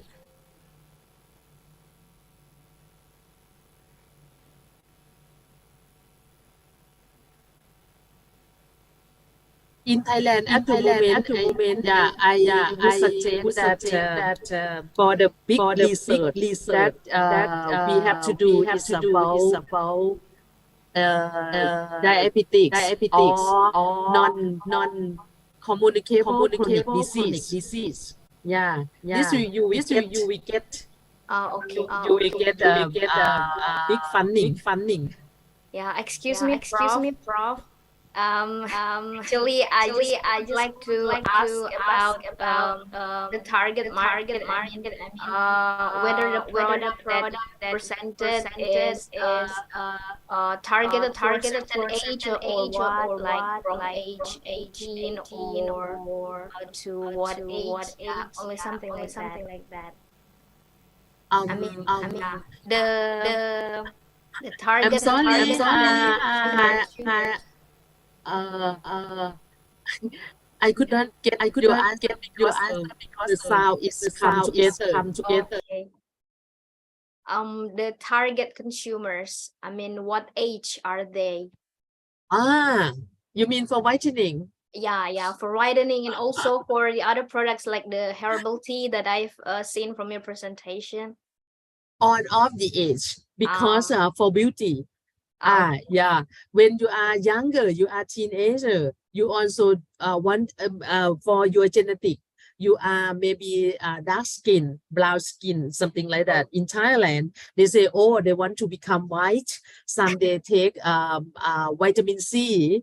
Yeah, but when you get older, that is you export to UV, and you have the melasma, and so you say, oh, my face. So I want to become white. Yeah, so I say that it's a huge market for whitening in Thailand. And you know that when I was in Germany, I was studying in Germany, and I took one Nivea product, you know, the Nivea, the brand from Biodorf from Germany, but they have whitening Nivea lotion in Thailand. Nivea. Yeah, in Thailand, but they say whitening lotion. And I showed to my friend in Germany, German friend, and she said, "Oh my God, what? I want tanning. I don't want whitening. I Yeah. want tanning." Yeah, I say, "Oh yeah. But Thai people don't want tanning. We want only whitening. Different interests, Yeah, different we don't want what we have." preferences. Yeah, Yeah. yeah, Okay. yeah. And the next is about the side effect, Prof. Like, what about the side effect of the products? Like Excuse me? side effect, the side Side effect. Yeah. Yeah. If national compound is no problem, but the problem in Thailand when they use hydroquinone or they use mercury. Yeah. When you use at the beginning, you become very beautiful, white, and after that, they will have more black than before. Okay. Yeah, because your skin absorb the UV more than before. Yeah, this is a problem. For example, hydroquinone, the medical doctor can prescribe to the patient. For hydroquinone, medical doctor can prescribe to the patient that has a problem with hyperpigmentation. Yeah, but the patient cannot buy in the pharmaceutical drugstore, pharmacy. They cannot, or they cannot buy in the market, a normal market. No, Market. but just only the bad people that add in the product. Yeah. Okay. That we have everywhere. Okay, and final, excuse me, Prof. Maybe you can share us later the tips of how to be glowing, like what we can see in the screen. You look so fresh. Perhaps you can give your tips how to be Or maybe a youth whitening. Yeah. Okay. Thank you very much, Prof, from your answers. Yes. Thank you also for your attention. Okay. Welcome to Thailand. Normally I have the video for PSU, but I don't know that you have time or not. You are mute. I cannot hear you. Yeah. Hello? Okay. Yeah. Okay, can you hear me? Maybe you can send the video through the chat so I can share it to the participants. Okay. Okay. Thank you so much for the answer, Dr. Sukanya. Now we Thank you also. Now we move to the second question. I would like to read the question from Dr. Ketut Sumerjana. Do you want to deliver the question by yourself? Okay, I will read it. So in this era, it is time to use herbal plants as an alternative in the world of pharmacy and aromatherapies. Herbs are very environmentally friendly and natural, but sometimes the world of pharmacy and medicines underestimates this type of product, even though synthetic drugs are far more dangerous than herbs. And what do you think about this? About pharmacy world or company who underestimate herbal product? What do you think about it? I'm sorry that because it's a heavy rain now. I could not hear you. Once more, please. Sorry. Pardon. Okay. So, what do you think about the pharmacy company who underestimates the herbal products? Okay. Now, in pharmaceutical company, they are increasing the herbal product. For example, that in the COVID-19 situation, many pharmaceutical companies try to produce Endocarpus paniculata. You know this plant?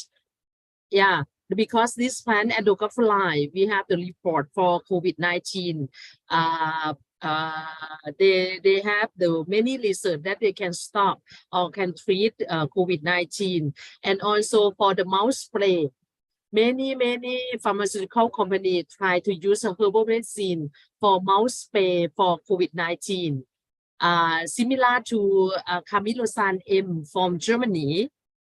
In Thailand, they make like a mangosteen mouth spray at the moment, for example.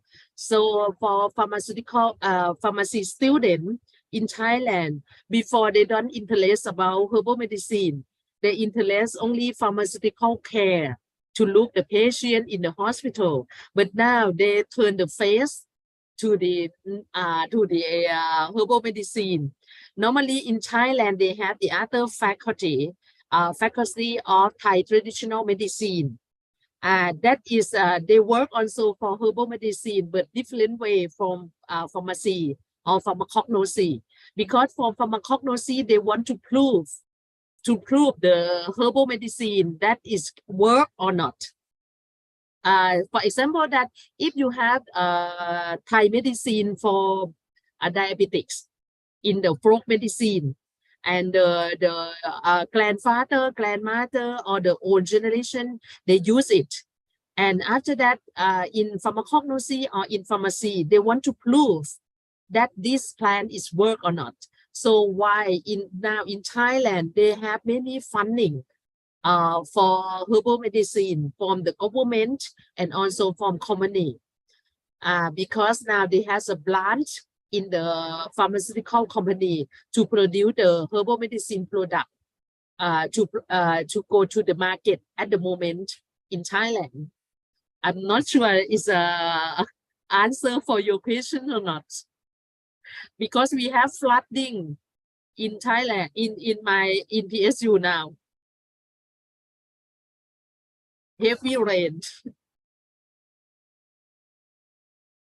You are mute. I could not hear you. Can you hear me? Hello? Yeah. Okay, I think you have answered the question very well and it's very clear. But I'm so sorry for the other participants. We can continue the question and answer session live. But you can ask Professor Sukanya to the chat box and continue the discussion, because the time is up now for question and answer session with Dr. Sukanya. I'm so sorry.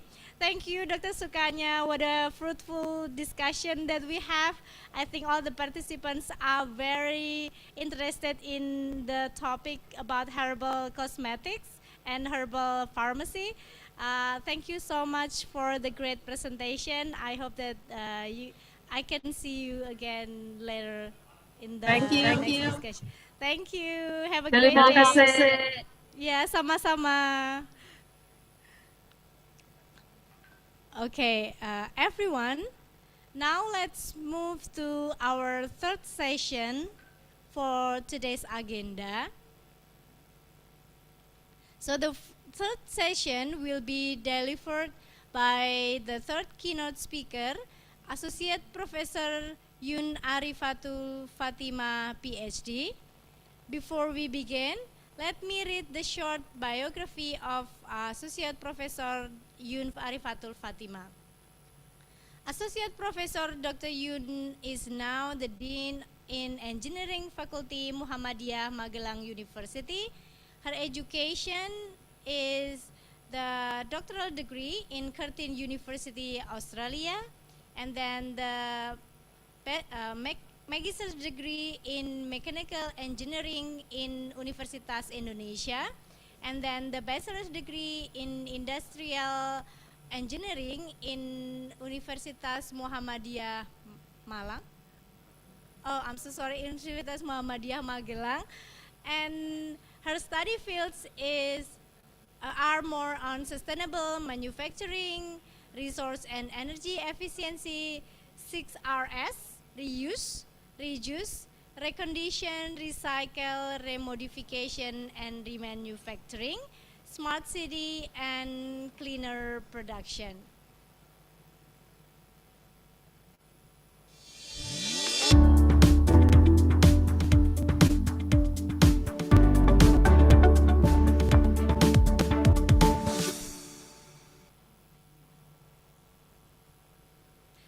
Halo, selamat pagi, Bu Yun. Are you still unmute? Can you unmute? Oh, okay. It's okay? Yeah, I can hear you now. Thank you very much. Assalamualaikum warahmatullahi wabarakatuh. Waalaikumsalam. Thank you very much for the time. Good morning, ladies and gentlemen. And also Excellencies Rektor Universitas Muhammadiyah Magelang, Ibu Lili Adriani, and Excellencies all speaker from Scotland, from also Thailand, also from Brunei Darussalam, my good friend Professor Wahyu Saisandra, and also Professor Nurani Akyur. Hello from Magelang, actually. And Excellencies Chair of Borobudur International Symposium, thank you very much for giving me this opportunity to be speaker in this great event. And to all participants, thank you very much for participating in this very impressive Borobudur International Symposium. Today, I would like to share with you about my research, actually. It is about the integrated circular economy framework towards sustainable smart city. So this presentation actually based on my previous research funded by the Ministry of Higher Education, and also the funding come from the DANI, the fellowship program. So it is actually one of the research which I have done previously. So before I start my research, I would like also to explain the outline of this presentation. So the outline of this presentation is the world issue, bring change to our civilization, and an urgent need for an innovative transformation. And then the third is potential benefit of circular economy, and also the fourth is circular economy framework toward Indonesia's smart and sustainable city. So I will start from the beginning about the world issue that bring change to our civilization. So as we know that world issue like globalization, industrial revolution, 4.0 until now, we are facing 5.0 and urbanization, and also COVID-19 pandemic has a broad change to our civilization. And this gives not only economic impact or social impact, but also environmental impact. And we can see that from this globalization, industrial revolution, urbanization, COVID-19 pandemic, there are high resource consumption, high energy use, natural disaster, human animal death, unemployment, economic, social, and environmental issue. And also the last is climate change crisis.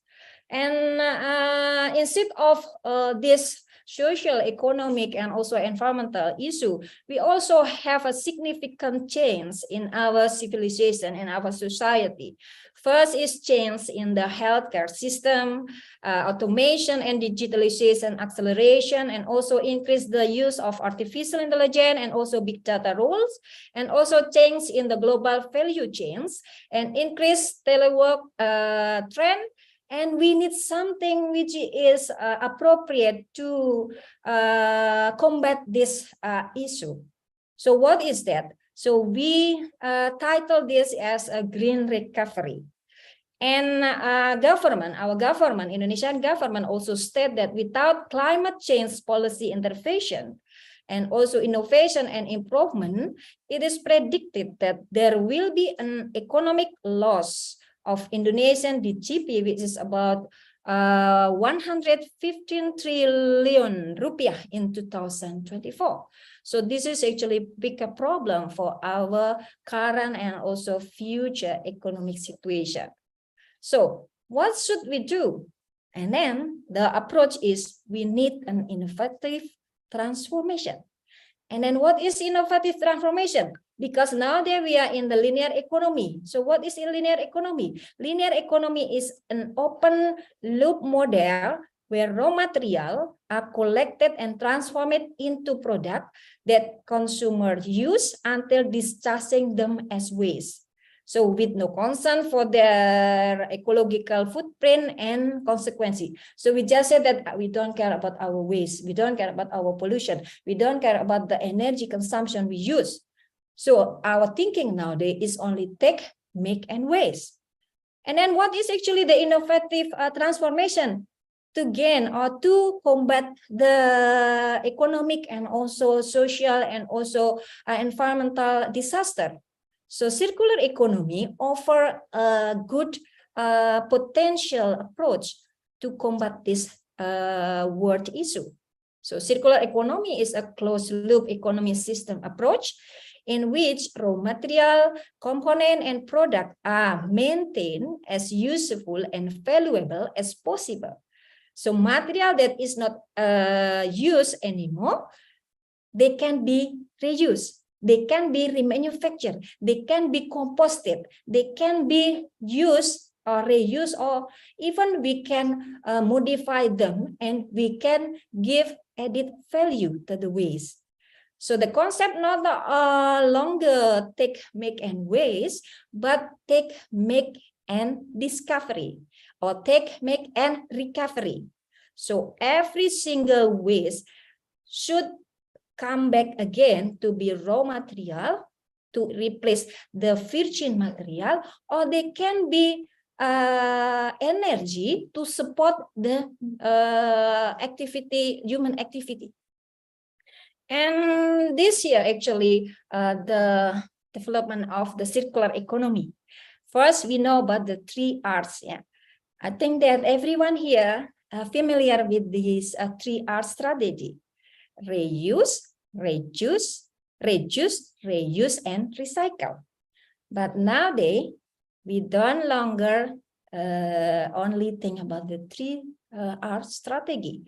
So we have go further to 6R strategy, and then 9R strategy. And again, it is nowadays people has already know about 12R strategy. And if we look at to this diagram, so we can look at this here, that the circular economy divided the waste into 2 types, organic and non-organic. So the non-organic, they have a different treatment, and then the organic, they have different treatment. But the objective is still to maintain the waste, to maintain the material, to maintain the resource. So we can reduce the resource consumption, we can reduce the energy consumption to make a new product. So in this development of the circular economy, we can also look at here some activity, innovative activity. For example, like this is called sustainable fashion. So people, they reuse clothes to make new clothes, and they branded it.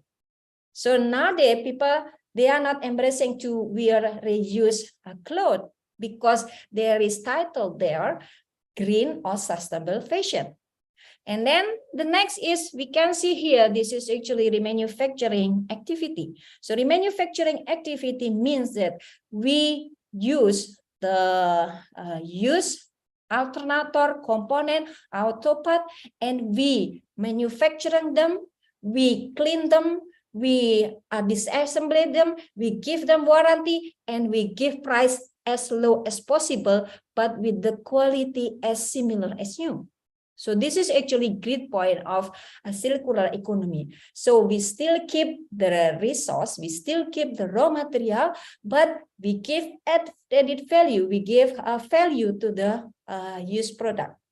And then the price will be lower because we don't need the virgin material, but the quality is same because we give a warranty.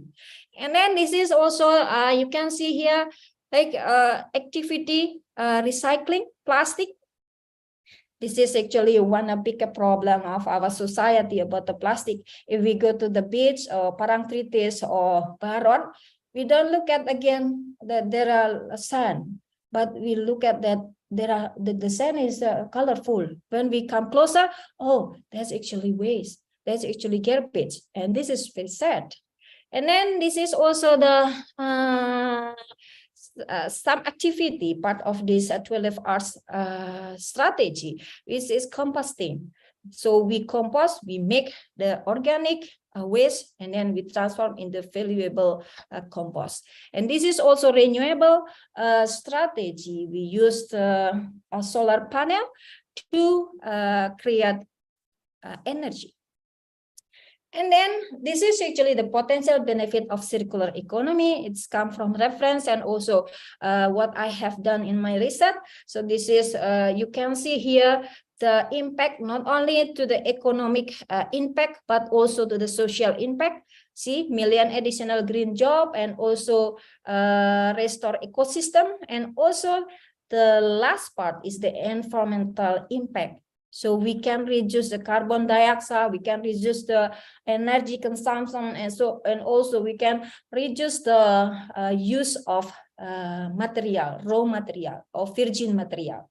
And this is actually huge potential advantage, not only for economic advantage, but also for social advantage, and environmental advantage. So circular economy, I believe that it offer significant impact to these three aspects. However, still this year. So this actually some experience has been done by some other country when they apply circular economy to boost their sustainable and smart city. There are some cities in the world show how circular cities could make life healthier and safer for their community. So for example, like San Francisco, they use biotechnology, London fintech, Berlin e-commerce, Tel Aviv cybertech agriculture, and also Silicon Valley in California, and Potsdamer Place, and also green roof obligatory in Berlin, Germany, and then also Malmo BO 1.01 development in Sweden, and also Toronto. There are a lot of countries and also a city which have applied for the circular economy to boost their city to achieve the sustainable and smart city. And there are also some other example or experience have been conducted by Melbourne, Australia, and also Pune, USA, and then Pech, Hungary. And then the question is, how can this happen? How can this country or city can conduct this? How can this circular economy in this country can boost the achievement of a sustainable and smart city, their smart city? Because we know that Silicon Valley, they are smart city. And in London also, we call it as a smart city. Even in Indonesia, Magelang, we try to get there. We try to have the smart city title, but we still have a lack. There are a lot of challenges, there are a lot of constraints. So what can we do this year? Now, this is actually the key. Based on our research in collaboration with the University of Southern Denmark, so we make one framework, and we identify that there are at least 5 stakeholders that must involve in this achievement. So first is about the government regulation, policy, and also commitment. Even though Indonesia has adopted the circular economy concept into Indonesian Vision 2045, and it has integrated the circular economy into National Medium-Term Development Plan, or we call it RPJMN. And it is come down to RPJMD, but still we have a lot of problem with a circular economy in Indonesia. So the second stakeholder is digitalization as the enabler. So we need actually information communication technology through digitalization, and also the adoption of artificial intelligence, Internet of Things, blockchain, big data, and machine learning. And then the third stakeholder is industrial involvement. So we know that, sorry, we know that small medium enterprises, they contribute significant contribution to our economic performance. That's why small medium enterprises must have a priority to be placed in this framework. But in other side, we also have large enterprises. Now, in these large enterprises, because they are large and they are rich, so we identify that they can involve in this framework through EPR, so extended producer responsibility. So a policy approach under which producers are given a significant responsibility, financial and also physical, for the treatment or disposal of post-consumer product. So when they produce a product, so they must have responsibility to take over or to take back their end of use product, so their waste. And then for this community engagement. So this is through cultural and behavior change in resource consumption and improvement of community awareness. I will later explain more deep on these 5 stakeholders. And then this is also very important, academic participation, because actually we are, or academic people, we have research, academic, and also social empowerment to involve in this sustainable smart city. And then we can see here that by integrating, by collaboration, these all stakeholders, we can develop this smart circular mobility system, smart circular energy, smart circular built environment, which has objective, which is target to achieve the sustainable smart city. So a city that utilizes ICT to improve the quality of life, the efficiency of urban operation and services, and competitiveness, while ensuring that it meets the need of present and future generation with respect to economic, social, and environment. So they really care about our future generation, our kids, our grandchildren, and our young generation.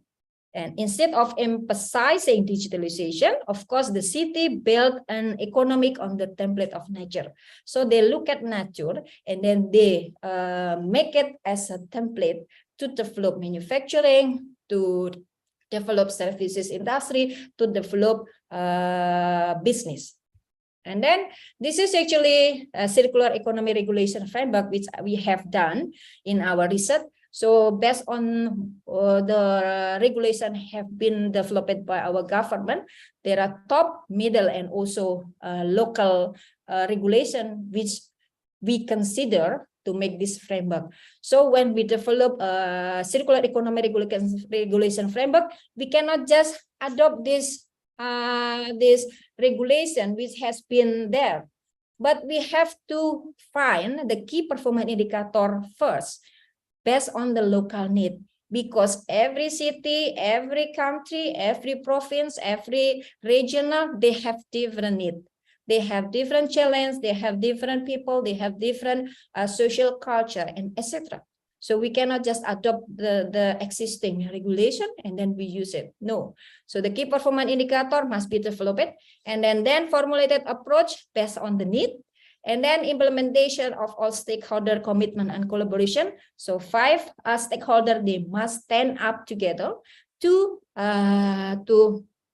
apply or to implement this circular economy. And then monitoring and evaluation award and incentive are given. So this is actually very important because this is interesting for stakeholder. So they will try to be better because they are award and also incentive can be tech or maybe just award or just announcement to the media that they are a good company or they are good community. That's actually very good for the social behavior development. And this is actually one of the framework artificial enable integrated circular economy framework towards sustainable smart city. So this is based on our article in Cleaner Production Journal, but I modified this based on the need of digitalization. So this framework I've already involved. I've already involving artificial intelligence to this 4 aspects. So I can still consider about the economic and then environment, social, and also governance. And then for the government, we state here that we need to make like artificial best prescription formulation of regulation. And it can be happen because we are working on this. And then artificial best prediction of income and profit. Because this ICT and IoT, they are enabler. The regulation is also the driver. So if the driver has already stayed there, and then the ICT and also Internet of Things enable, and then we can develop this thing. And then this also artificial intelligence based prediction of emission, pollution, land use, and some other thing, energy recovery, because the development of artificial intelligence is giving us opportunity to broaden our analysis. So we can have a big data of waste management. We can have a strong networking between all agencies in the government. And the last, but this is very important, is artificial intelligence based behavior pattern analysis of community. So we can predict the community based on the based on the data we have collected previously. So if the people, they like, for example, like Indonesia in the Eid day, so people like to buy food, they like to buy a clothes, and they like to buy something new. And this will be different with the people, different city, which are dominated by Christian. So this we can use artificial intelligence to predict how much waste produced every year. And then what are the strategies to be proposed or to be prepared to cope with this situation, something like that. And these all actually some of the prototype I have developed. This is actually for the landfill integrated waste management, and this one actually for the bank waste management. We use all digitalization because they are integrated, so the waste bank can give information about their waste to the environmental agency or to the industry, and then they don't need to be called or they don't need to be informed. They can just look at to the dashboard, and then they will give information that the bank waste, the waste bank, they have amount of waste, type of waste, something like that. So this ICT will make the circular economy more efficient. Actually, this is also some other. And this is end-to-end and artificial enable integrated circular economy system methodology, which also we use for our current research. And we capturing of product and material into big data set. And then after that, we make a framework, and then we develop a agile platform design. And then we make a portfolio application development and also information visualization organization. So this actually information visualization organization give to the appropriate stakeholder. For example, goes to the industry, goes to the environmental agency in the level of maybe city or probably province and also nation. And this is also the following step after we develop the RE end-to-end. RE-based application portfolio of circular economy system. So we also need to think about the circular economy supply chain. So the supply chain of this circular economy. So we use this here. This is also based on our research. And this is one also part of our research. It is related to large industry. So the responsibility for industry to take back their product. So extended producer responsibility framework. So as we know that based on our identification, so Indonesian company that have apply for the extended producer responsibility, one of them is Unilever Indonesia. So they create Creasoft technology. This Creasoft technology is multi-layer plastic. So they create this technology to transform multi-layer plastic into new packaging which is environmentally friendly. So then the second one is Nestle Indonesia. They make a Nesquik, yes, Smarties, Milo, and also this is actually reducing plastic material into packaging. So they make modification, improvement to change their environmentally friendly packaging into environmentally friendly packaging. And then the third is Coca-Cola Indonesia. So they make a plastic reborn 1.0. It is like education. So they give education to students, they give education to school, to community, how to recycle a plastic. And this is very good. And then Gojek, they have a recycling jacket and helmet of their rider.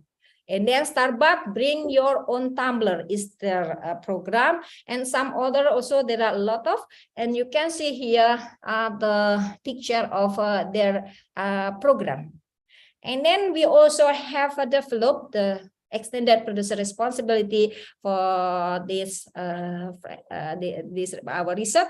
So based on the government regulation, there are a lot of regulation which I have said previously, and then they must report it. So there are EPR reporting mechanism which is given to local government or province government or ministry, and then depend on the agency.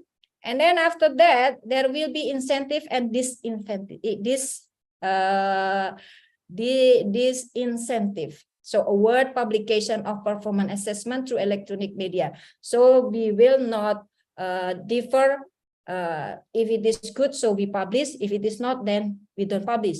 So we give a fair treatment to all company.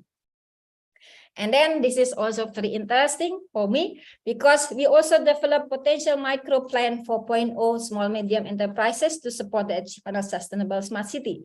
Because small medium enterprises, sometimes they lack of knowledge, they lack of technology, they lack of financial. So we need work together to grow up these small medium enterprises. So using circular economy, and there are a lot of potential UMKM or small medium enterprises, from the discoverable stuff, packaging bag, accessory stuff, selling used product.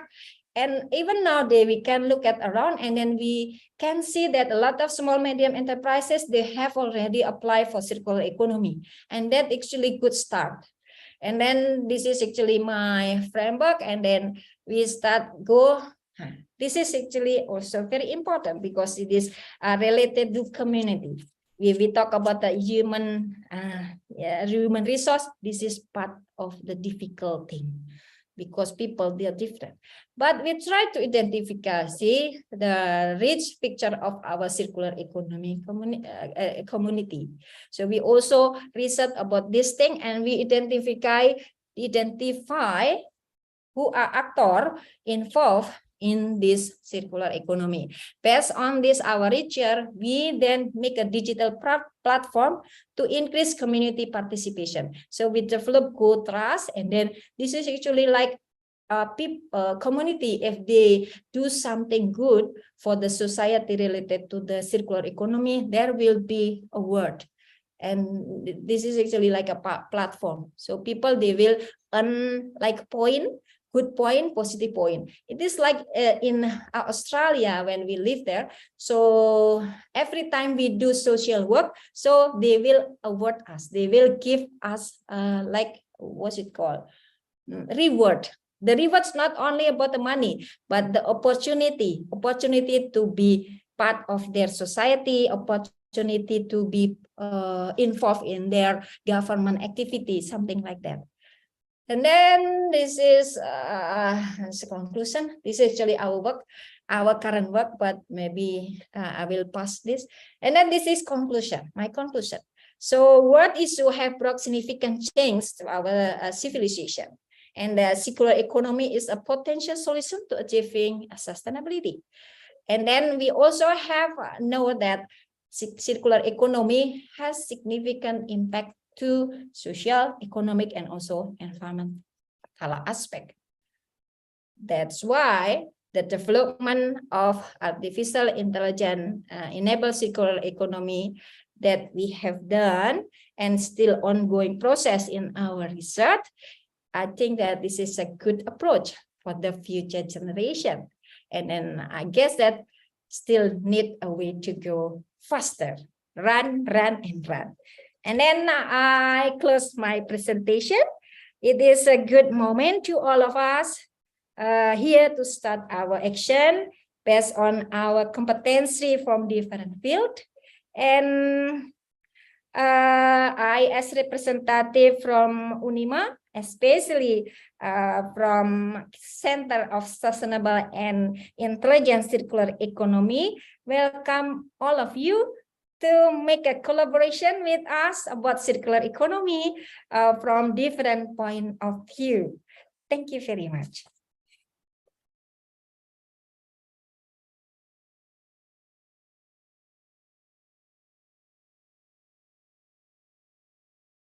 I think still mute.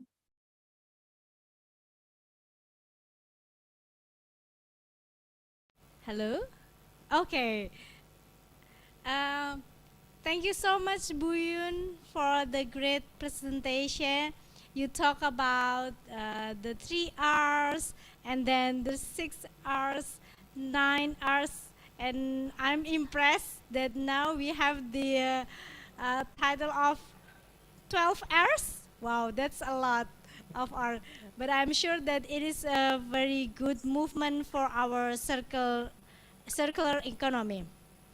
And it is a good for our economic, social, and also environment sectors. Everyone, again, I would like to invite all of the participants to ask questions from the chat box or directly.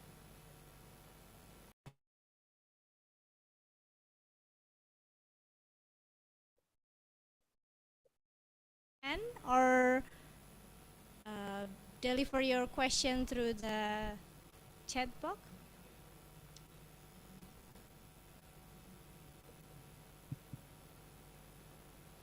Okay, while waiting, I'm very curious, Bu Yun, about your topic, and I want to ask question about how's the role of circular economy in the climate change actions. Okay. Thank you, Ibu. Actually, I think that sound. Hello. Okay. So how the role of circular economy in what's it called? Pardon? Hello.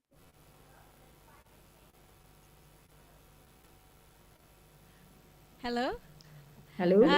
Yes, the role of circular economy in the climate change action. Okay. Yeah. How the role of circular economy in climate change action. So if we look at to the circular economy concept, so actually we look at that take, make, and recovery. It means that there are reduce, at least 3 things. Reduce, reuse, recycle. And then if we reduce, so it means that we reduce the use of energy, we reduce the use of raw material, and we know that if we use the raw material, it means that we reduce the use of exploitation. So we reduce the exploitation. We raw material exploitation, and we also reduce the pollution, and we also reduce the energy consumption. And then when we reduce the energy consumption, we reduce the pollution, carbon dioxide pollution, we reduce the use of virgin material.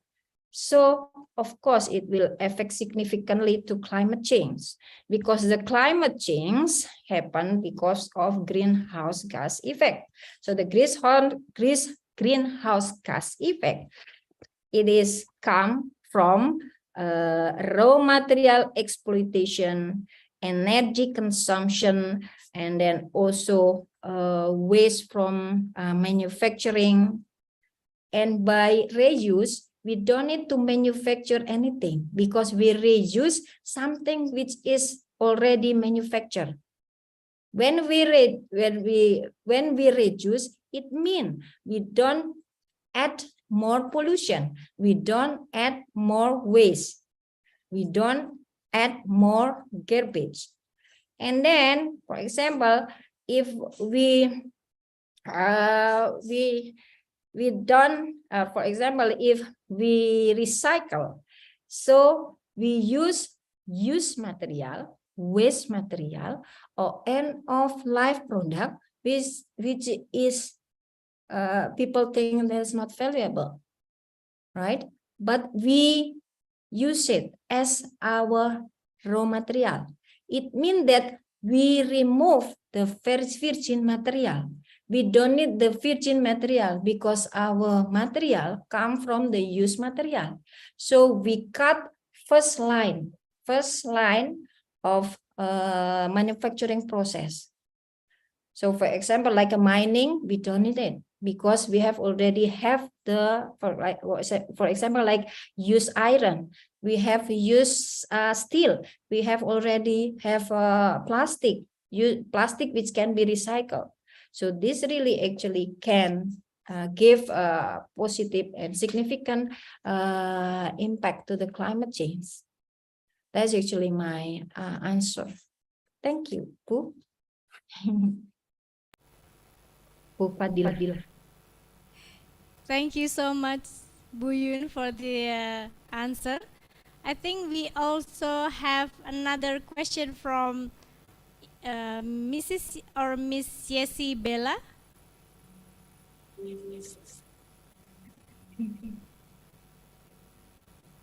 Okay, you may deliver your question. Yeah. Okay. So,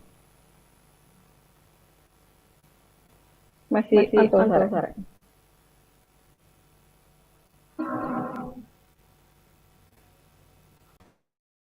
Yeah. So, I noticed from your previous presentation, Professor Yun, that you talk a lot about innovation and the concept of sustainable and smart city. Yeah. And I'm curious about what do you think of prepare society readiness to the evolution to the smart city, to become a smart city. Smart city. Yes. Thank you. Okay, thank you. Yes, thank you very much for good question. So I think that society readiness is a very important factor when we talk about the innovation, sustainable, smart city. Because when we go and try to get there to be a sustainable and smart city, we have to prepare not only for the infrastructure. The infrastructure is just that's actually we build it and then it's already there, and then we don't need to think about the next. But when we talk about the people, so this is actually big challenge because people, they are different. They have a different mindset, and then we must guide them. We must educate them that their mindset is correct. The mindset is similar. So we cannot just leave them when we give them information that our city is smart and sustainable. We go to this sustainable smart city. They think maybe, oh, this is maybe only about the ICT. So then, the use of ICT. No, this is not about the ICT. This is about how we people live in a good society by using the ICT. But if we don't educate them with the good social culture, or with the good, what is it called, behavior related to the sustainable and smart city, so it will be dangerous, because the smart city mean that the ICT, digitalization, Internet of Things, they open everything. So it is really easy to access this all thing. So I think the education held a important role in this situation. So we must put education first, just to make that the society is ready. If the society is not ready, so the people from the maybe the rural area, they just want to have the what's it called, a handphone or mobile phone, just to try to find vocab, just to find something which is not good for them. That's not the objective of sustainable and smart city. That's maybe that small explanation. Hope this answer your question. Yes, thank you. It is answer my question, because smart city concept is a big evolution in this world, I guess. Yeah. And it's become a better world. Thank you. Yes, thank you.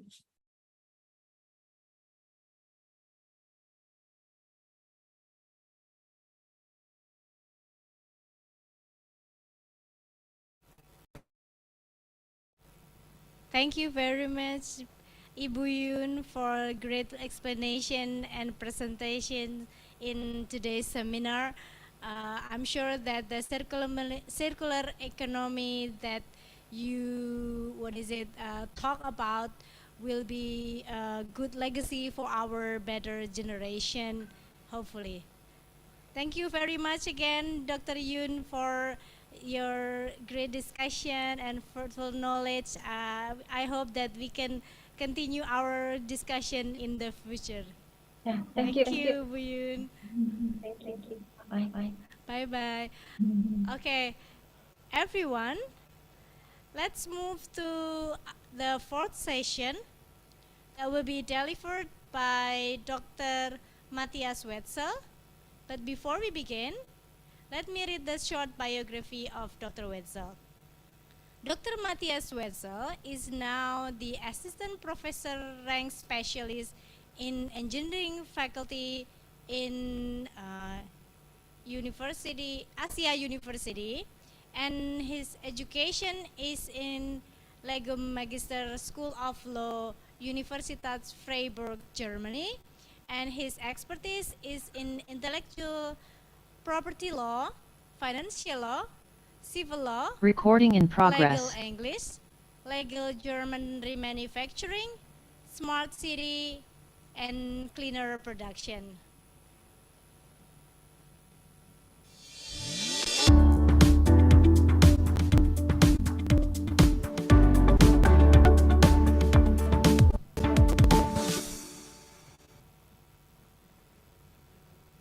Hi, Dr. Matthias. Hello, Ms. Sandel. Thank you very much for the kind invitation and for the kind introduction. So it's a very great pleasure, and of course also honor to me to be here today in this excellent forum. And first of all, let me try to share my screen.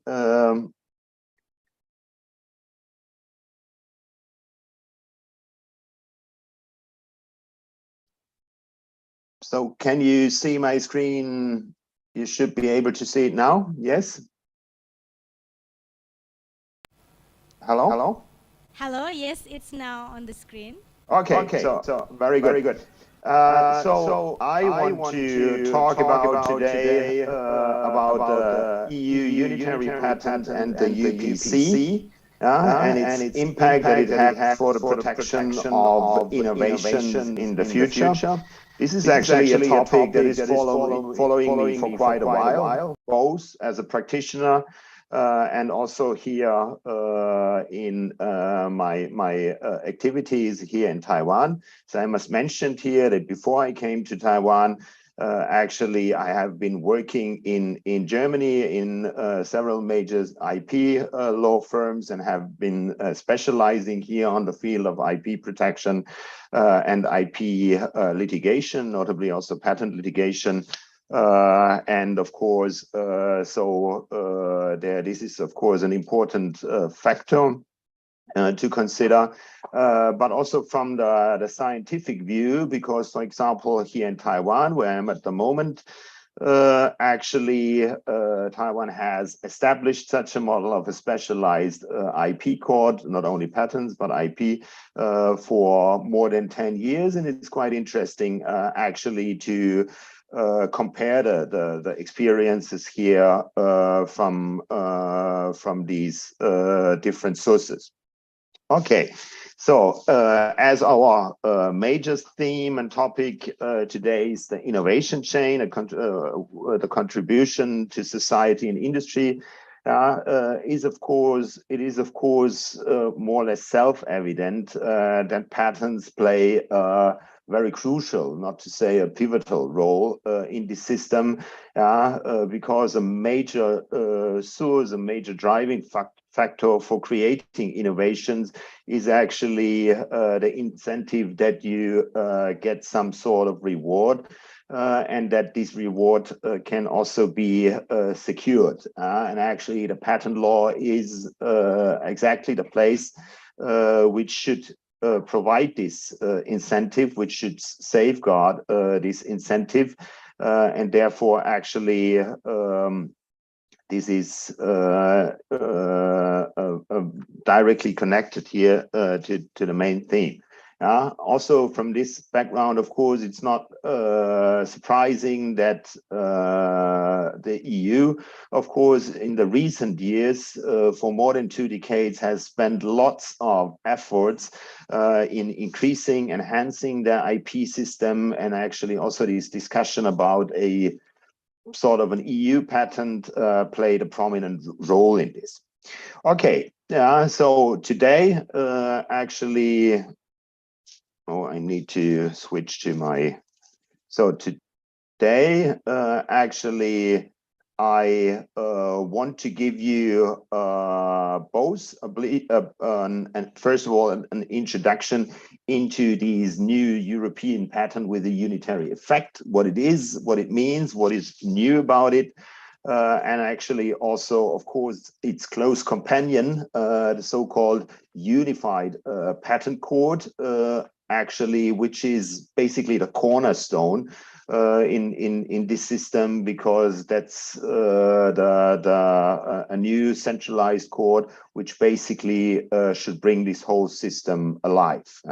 This should be ended and completed by a little impact assessment and conclusion, also actually going through the critiques, the key points actually here, which have been discussed in science in the discussion. But first of all, let's start here with the European patent with a unitary effect. I trust actually that everybody, of course, of you know what a patent is. As it comes to patent protection in the European Union, we first need, of course, to distinguish. There is something which is called the European patent, which I call here the classic EP, classic because it has been existing and around for already 50 years now, has been established by the European Patent Convention, but it's a little bit misleading because the European patent is not exactly an EU patent, because actually this European patent is here actually issued by a separate international organization, by the European Patent Organization, which is distinct from the European Union. First of all, what is the major benefit? What is the major plus advantage of these European patents? So the idea was that with the increasing exchange, nowadays we would say globalization of markets, so that your activities going cross-border. Of course, if you want to get IP protection, it's very cumbersome if you need to do that on a country-by-country basis. So the European patent for very first time actually established these one-stop shop approach, so that basically that with just one single application, with one single examination and grant procedure, you could get a patent which would cover at least the majority of the European area. So to briefly show you that here on the screen, so this, you see, this is the potential, the potential coverage, I need to say, of a European patent. And as you see, it's not exactly only European, because it can, its effect can even extend it, be here to African countries and even to Asia. So that's why I say the name here is actually in many ways a little bit misleading. This being said, also the territorial scope of these EPs, of course, is not fixed, because basically every applicant can pick, designate countries as he seems fit for his purposes. This is on the one hand side very flexible, but on the other hand side has also a couple of disadvantages, which we will talk about a little bit later within this presentation. Then, however, yet to the next misunderstanding about European patents, because if you think about a European patent and you think about a one unitary right, so one single right, actually that is what the European patent not is, because the effect of these European patent basically, or this European idea behind it, stops once the patent has been granted. Article 64 of the European Patent Convention says a European patent has in every designated member state the same aspect as the same effect, legal effect as a national patent.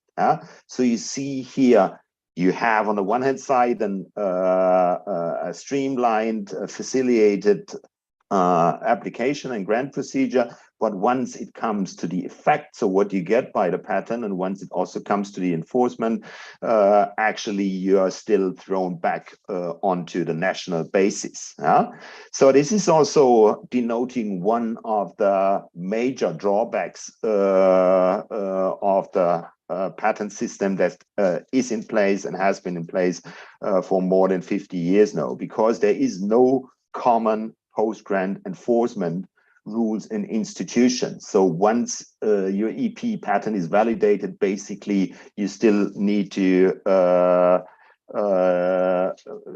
seek remedies on a country-by-country basis with a lot of different laws and legal rules applying. So this is time-consuming. This is costly. So this is not very efficient. This was okay then when the system actually was developed, but nowadays actually this is not very helpful anymore. So no, there is no common post-opposition, also invalidation procedure, also a way, for example, to attack a patent. There is no common forum. This is necessary to understand in order to understand. So what should be actually remedied by these new European patent with a unitary effect? First of all, the European patent with a unitary effect sets on, basically is set atop onto a classical IP, but it's given an additional unitary effect by virtue of some piece of EU law. That means, of course, this European patent with a unitary effect also is only applicable for EU members. and as you will see here, not even for all of the EU members, because the participation in this program is voluntary. And so some countries like Poland, Spain, and Croatia actually have to date opted to vote out of this system. So they are not to date not members of this system. So what you get is, first of all, here you have a unitary effect. So you have the same level of protection, unitary level of protection. You get a unified, substantive, and procedural law frameworks at best, if it works, within the whole EU territory. And of course, you also, and this is most important, notably in recent years, because we have seen a tremendous increase in patent enforcement and patent litigation, a unified enforcement and invalidation framework. The basis for this linkage is Article 152 of the European Patent Convention, an international convention, a piece of international law apart from EU law, which says any group of contracting states or European Patent Organization contracting stage, which has provided by a special agreement that a European patent granted for those states has a unitary character throughout their territories, may provide that a European patent may only be granted jointly in respect of all of those states.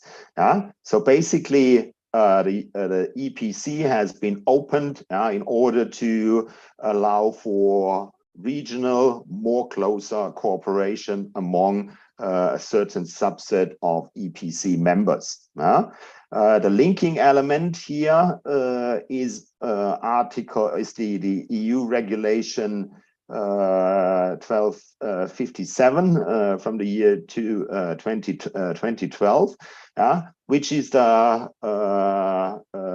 complementary element from the side of EU law, because this is basically the agreement which is based here on this Article 142 of the EPC. It says a European patent granted with the same set of claims shall benefit from a unitary effect in all of the participating member states, provided that its unitary effect has been registered in the Register for Unitary Patent Protection. So that means once we have these two requirements, once we have a patent which has been consistently granted in all the participating UPC member states with the same set of claims, and once the patent owner, the patentee, actually claims for these unified protection under these EU regulation, and once this is actually enrolled within the special register, then you have a European patent with additional unitary effect. What the unitary effect means is also defined here further, as it says, it shall provide uniform protection and shall have equal effect in all of the participating member states. This is being a little bit further described here, as it says, it may only be limited, transfer, revoked, or lapse in respect of all of the participating member states. That's logical because it's unitary. It's just one right, not as before, a bundle of rights. So on the one hand side, giving a stronger, more unified protection. On the other hand, here having, of course, also a little bit less flexibility. Actually, Article 5 further defines then how these protections should be shaped. That it says, first of all, says, of course, you can prevent against any unallowed, unlegal exploitation as for traditional patent, and that this should be uniform. However, the interesting thing is here, at this moment, this EU direction actually stops, because it says, so the acts against which the patent provides protection for Y2 shall be those defined by the law applied to European patents with unitary effect in the participating member states whose national law is applicable.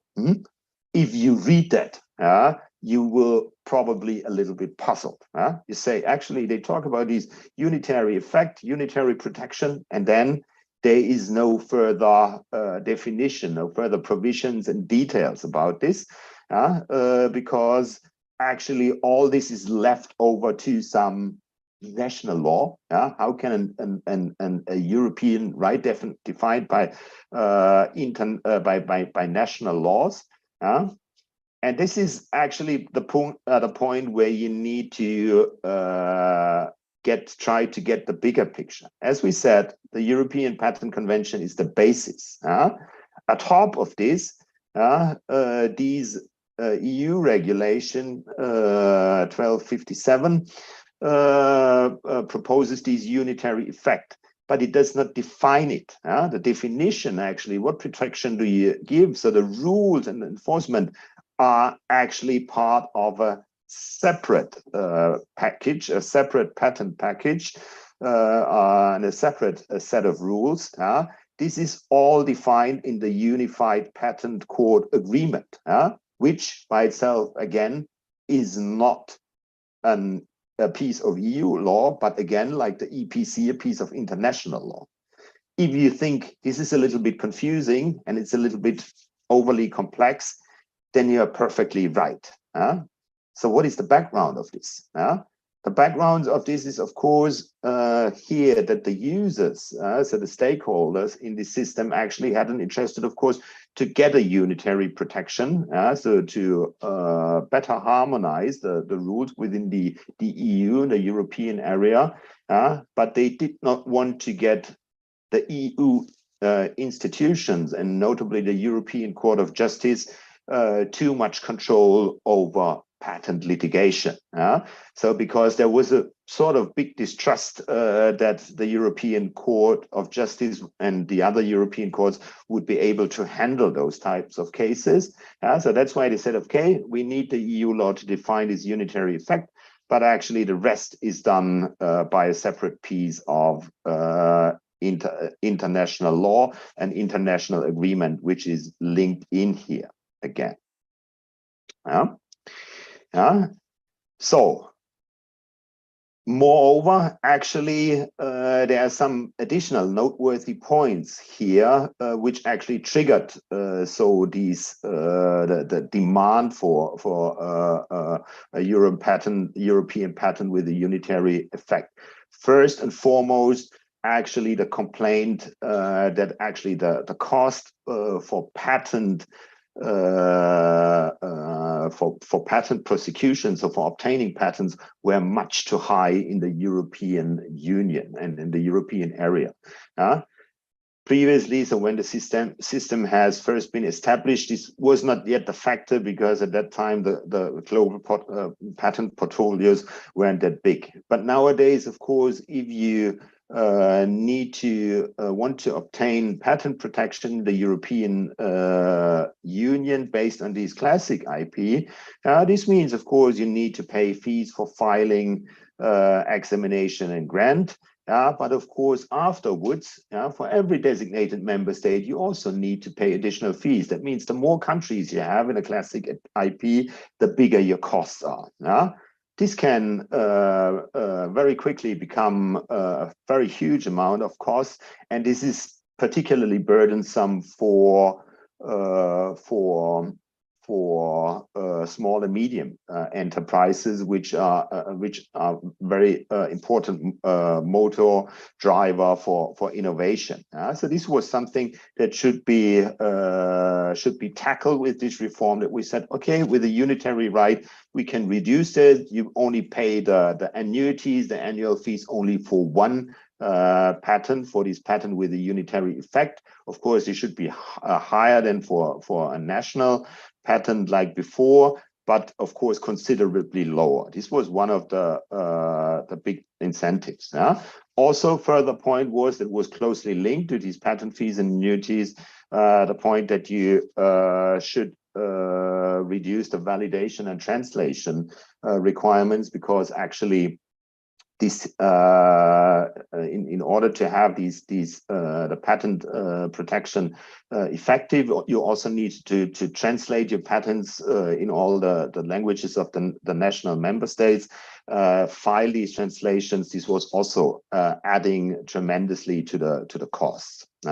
So this should also be reduced by waiving a lot of these translation requirements. Then let's come to the second point here. So the unified patent court. The unified patent court is a very central element here because, as I said before, patent litigation is becoming more and more in recent years. And in the past, actually, there was no post-grant common means for enforcing a patent. The Unified Patent Court is established as a multinational court, not as an EU court, deliberately. So it's a court common to the contracting member states, and that's part of their national judicial systems. So it's European, but it's neither an institutional part of the European Union nor a part of the European Patent Organization, which is still only responsible for actually granting patents. And it's highly specialized because it only focuses on patent litigation regarding infringement and also revocation and nullity litigation. So it's has a much narrower scope of jurisdiction than, for example, the IP court here in Taiwan or in many other countries, which basically cover the full portfolio of IP laws. As I named before, so the majority of the European member states, except the three outlined here, participate in these programs. So the UPC structure that has also been subject for actually years of debate is structured in two instances. First of all, here the court of first instance, which is decentralized, consisting of a central division in Paris as well as in Munich, according to different technical areas, and then the local and the regional divisions, which are located in the participating member states. There's a court of appeal, which actually gives a limited trial de novo. So you can also bring in new facts. It's not just a legal review, like, for example, in the US. As a court within the national court system of the participating member systems, it's also bound, of course, to the prerogative of European law. So that means as far as there has been harmonized EU laws, the basis for the law that is applicable in a certain lawsuit, they might also be subjected with a request for preliminary ruling to the European Court of Justice. So, and here then, as to the structure, as I said, there's a central division, and there are local or regional divisions for countries with a lower number of cases, which basically, so if there are 2 or 3 countries cooperate to set up such a regional division of the UPC.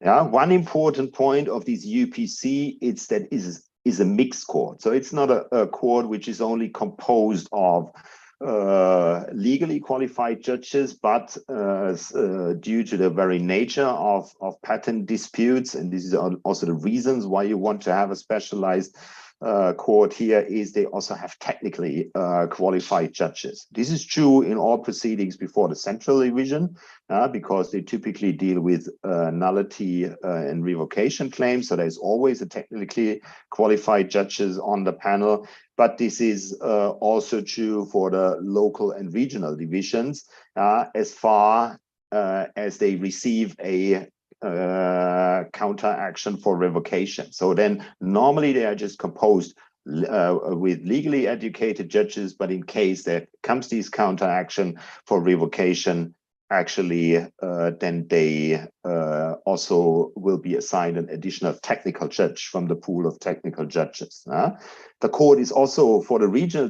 definitions, by intention multinational, because also the local divisions are composed of a multinational panel. So there is always at least one or sometimes two judges from the country where the local division is located, and also one from a third country. So for the second instance, the same pattern, 3 legally qualified judges and 2 technically qualified judges. What does the UPC do? First of all, the UPC jurisdiction is exclusive. That means once the opt-out period is over, actually for classic EPs and for EPs with unitary effect, only the litigation can only be conducted in before the UPC. First of all, there are the classical situations of infringement action. Somebody actually violates a patent, uses your technology for manufacturing and distributing its own products. This will be done before the central and regional divisions. Of course, they can also issue provisional measures. This can be done next to, this is an exception, next to the national courts. However, they also have actually patent revocation, responsible for patent revocation counter actions and for isolated patent revocation actions. So if you want to attack a patent because you said it was granted without justification, so it was not new, there was no inventive step, whatever. This can also be, or this will also be exclusively handled by this court. And finally, so-called negative non-infringement declaratory actions. So maybe this one we can skip here. There is one very important point regarding these revocation actions, because for the very first time, it is possible, it has also always been a problem under the old system, that when somebody sues you, you were not able to counter-strike or not to counter-strike directly. This has been remedied. So once somebody actually attacks you based on a patent, now you can fight back also based on the argument your patent is not valid. It should be invalidated. And actually the way to do this either by a separate proceeding or which is the more practical way. So once you have been attacked, to file a so-called counter action within the pending litigation. And so the way the court is going to handle this is a hybrid solution between the two models which are found at the moment in the European area. So first of all, the combined approach is that the court just can continue and deals both with the infringement litigation and the revocation counteraction within the framework of the same proceeding. This is what basically most of the European countries nowadays do. Or they can actually bifurcate the proceedings. This is following the German model, the German and Austrian models. So they can refer the counterclaim for revocation for decision to the central division, and then decide whether they either suspend or proceed with their with the infringement action. This is directly following the German bifurcation model, or the whole case in very rare circumstances can be sent to the central division. Let's have a look at these bifurcation model. This is something which has been heavily discussed and also disputed nowadays. So some praise it, some actually hate it. So once a patent revocation claim is claimed here, the court needs to decide, do we want to split the proceeding why should the court actually split the proceeding? One reason would be if it's very obvious after a preliminary review that the revocation claim has not very much merit, so that it's basically just a means to delay the proceeding. So then you can split it off, that you say, okay, we can go on and hear directly with the infringement part of the litigation. This also includes then, of course, the question whether you should, after you have split it, whether you should suspend your own proceedings or whether you should wait for a decision by the central division here by the revocation part. If you think the revocation part has no merits after you have split it, of course, you would not suspend the proceedings, but actually would directly go ahead with the infringement decision. This is the way it has been working in Germany, but also it has been working in Taiwan before 2008. However, with completely contrary and opposite results. In Germany is one of the major forums for patent litigation in Europe. And one of the advantages, notably for patent owners, is that you say, well, so you can get very quick decisions, very high quality, well-founded decisions. But of course, they are not overburdened with the question for revocation because they can be separated. And the judges are experienced enough to separate those cases out where the revocation claim is not very well founded, so that they even do not want to suspend the infringement proceedings. So this, but in recent years, actually, there has been a tremendous backlog in Germany because the infringement courts are doing still quite well, but there has been a huge backlog in the Federal Patent Court, which cannot cope anymore with the tremendous number of revocation actions. So also this bifurcation model actually has problems. Okay, one remark about the question. So when does this come in place? So the transitional regime, actually there has been, because there have always been doubts, so whether and hesitation whether to the how the system will work, so that the lawmaker provided a 7 years period for the decision whether you want to opt in or opt out of the system. That means as long as there has not been a lawsuit pending before either national court or the UPC, a European patent owner can actually lodge a registration here with the UPC that he says, I do not want the UPC to have these jurisdiction over my European patent and also the European patent. I want to have them still as before handled before the national courts. So this is actually the situation that during the transitional period, upon the decision of the patent proprietor, there will either be the situation that if you do not opt out, if you do nothing, that the UPC then will be have jurisdiction for both the unitary EP and the classical EP, whereas the national courts still have jurisdiction for the national patents. Afterwards, after the transitional period, actually all the EPs within the UPC area will be handled then exclusively by the UPC. What is the status quo? What is the timescale here? Actually, the system has been delayed for many years, as you can see from the regulations, which are already dating a decade back. But now, actually, we are really on the last mile here. Actually, so the German ratification is required to set the system in place. This is a special requirement.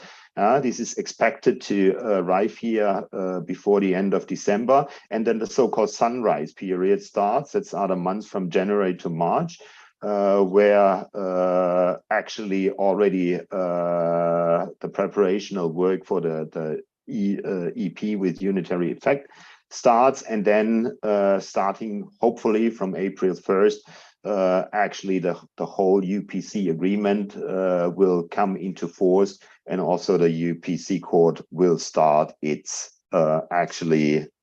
its work. Okay. May I ask back to the conference host whether I have a little bit time left? Otherwise, I would leave a little bit impact assessment to the question and answers.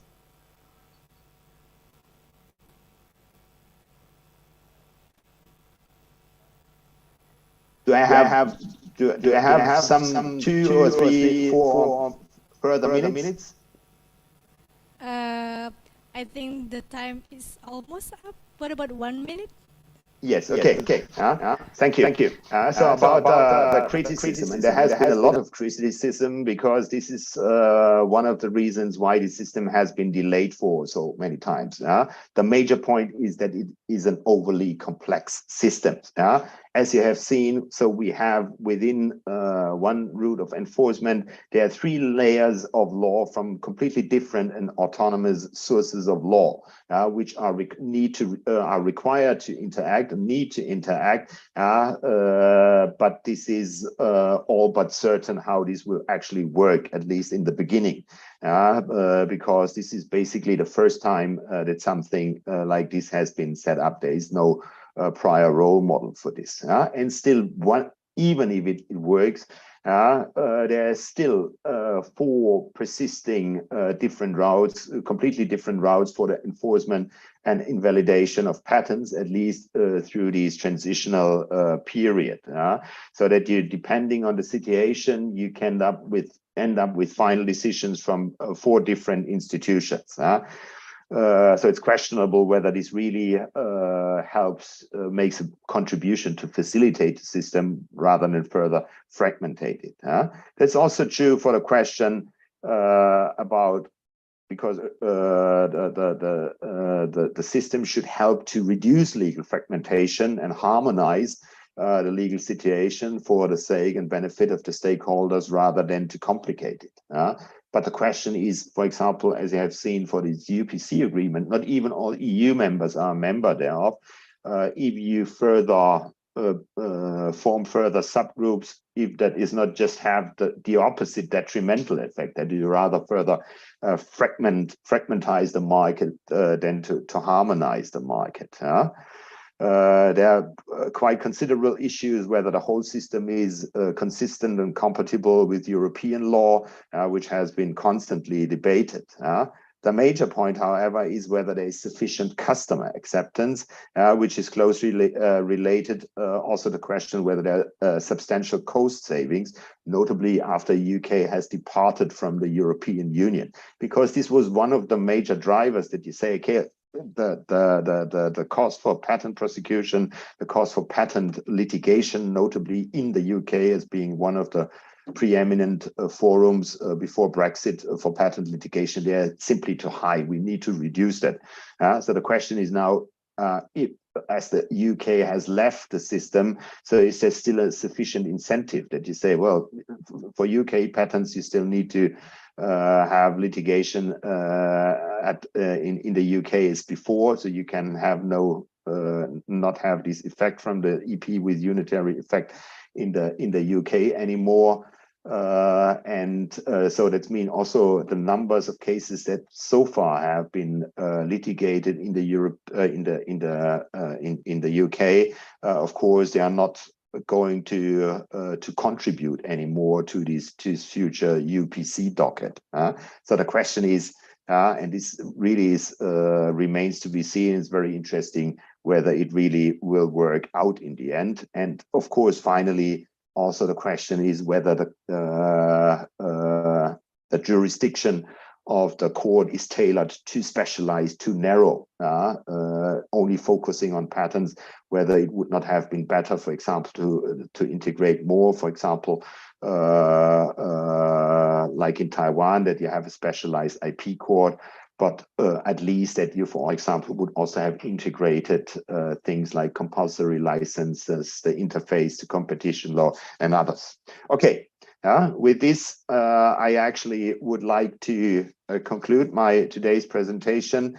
Thank you very much for having me today. My apologies for actually overusing the time, and I'm welcoming your question. Thank you very much. Thank you. Thank you very much, Dr. Matthias Wetzel. What a great presentation. Now I would like to invite all of the participants to ask questions. You may ask questions through the chat box or raise hand to deliver your question directly.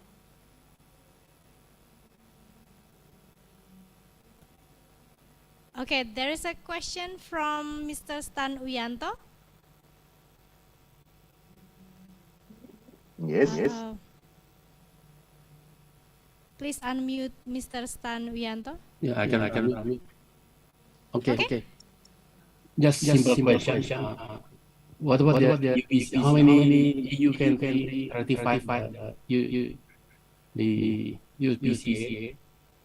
And what about the non-EU country? Sorry? How many? I had a little bit over speaking here in the background. How many countries ratified the UPCA, and what about the non-EU country?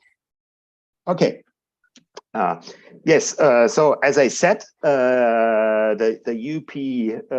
UPC agreement is separate from EU law. However, it's only accessible for EU members. So this is defined in the UPC agreement. You can only join the agreement as a EU members.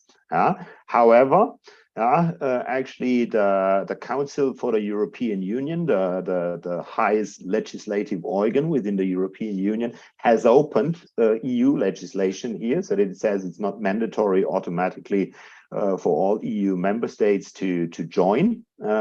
But basically that you can form a group of the willing. To date, from the 27 EU members, all states except here Spain, Croatia, and Poland will join the system. So this is the status quo. For the second part of your question, what about non-EU members? As I said, by the mandatory legal provisions of the UPC agreement, other members, other countries, other European countries like Switzerland, for example, which are not EU members, cannot join because the UPC agreement is not open for this. Such a model has been discussed before. This was one of the predecessors, because of course the idea was basically, why should we not establish a litigation system not only for the EU but for all the EPC members, for the all members of the European Patent Convention? And so to combine that, there has been a proposal that has been actively discussed in the early 2000 years. But actually there has been a ruling, an opinion by the European Court of Justice, which says due to the prerogative of EU right on the European memberships, and also the responsibility that they, for example, in case of judicial mistakes, will be responsible according to EU law. So such a system cannot be extended to non-EU members. So to date, clearly, it's almost all of the EU, but it cannot be further widened than to the scope of all EU members. Thank you.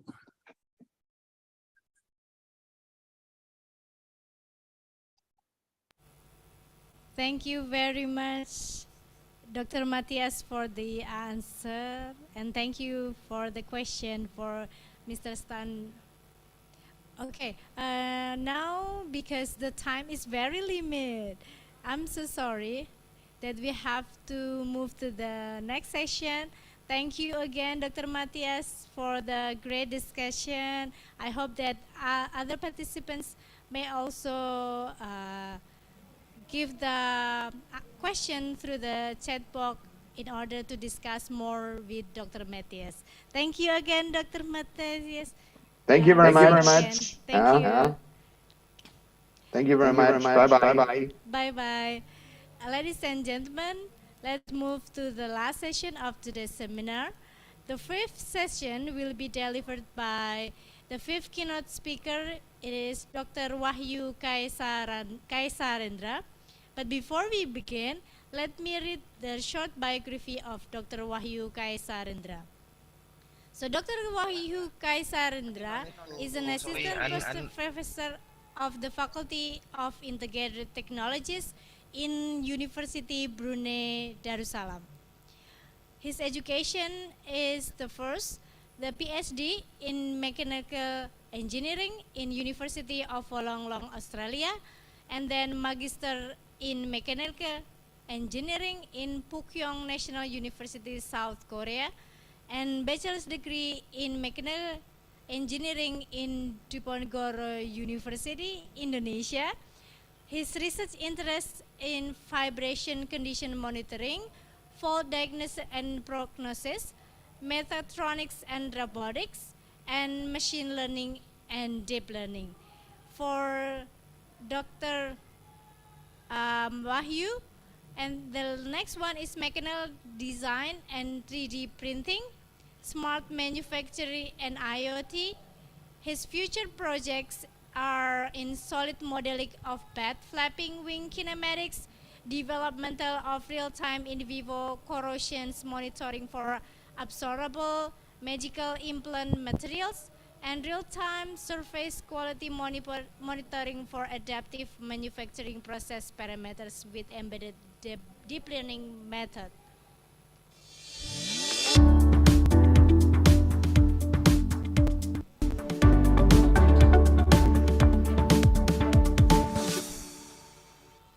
Okay, hi Dr. Wahyu Kaisarendra. Hello, moderator ya. I think I have only 10 minutes to present. Because I need to go to the immigration ya. Okay, hello everyone. Assalamualaikum warahmatullahi wabarakatuh. Today I would like to present about digital and smart manufacturing. I think you already are aware that we are achieve the industrial 4.0 at the moment. And I would like to bring you to jump directly to the industrial 4.0, which is called cyber physical system. I think Dr. Yun Arifatul already also mentioned in her presentation when I see her presentation before. And yeah, actually I would like to what is the cyber physical system, and we will going more deep about the digital and smart manufacturing. The CPS or cyber physical system is intelligent system. Basically we need to have a PC or a computer system, yeah. So in CPS we need to have a computer system which will be able to connect with the mechanical or controller, and then they can monitor as well as the control the some of the system or the process by computer-based algorithm. So this is basically what is CPS. Yeah, and then they have the four aspect: sensing and actuation, number one, and then the information process and communication component, and component as control component, and then the number 4 is interfaces with humans. And for digital manufacturing is a subtopic from the CPS, or is currently developed maybe in the past 5 years. I also noticed that when I doing a postdoc in NTU, I already know what is this, yeah. So basically, if you hear about the manufacturing, I think you will be understand that, or maybe the common definition is a product being made in a factory. Yeah, this is correct actually. But actually it's not only the making something or making product in the factory, but there is also bridge between the running production on the shop floor and product design. And this is the result of a much involved process that starts and ends with engineering. So why this new area is established? Because digital manufacturing would like to build this bridge here, because sometimes there is a bridge here: the product development, manufacturing engineering, manufacturing process, operation, and performance. So there is a gap here. So basically what we'll do by the digital manufacturing, they will connect between the product development and manufacturing engineering and connect to the another also others department. So in here, we will also before we have experiment. Usually digital manufacturing will have the simulation. This is very helpful in the digital manufacturing because before doing the simulation, before doing the real experiment, we need to simulate. But in real, maybe in the manufacturing in practice, they directly go to the in practice, and then sometimes error happening, and then it will be like for example like a tool broken, or maybe the object also broken part, then they have to redo, and this will be tax cost. So why in digital manufacturing is quite famous and developing quite good because they provide the simulation. The simulation can be used to model the test system behavior, and simulation also provide engineering with a tool for inexpensive, fast, and secure analysis to test how changes in a system that can affect performance of system. So if you already do a simulation, you make sure everything okay, and then you can proceed with the real manufacturing. So in here, there are advantages in the simulation. I would like to provide information. So they will be reduced the robot downtime because in real, we have to program the robot. So we can save time for manual entering steps, and simulation ensure accurate programming.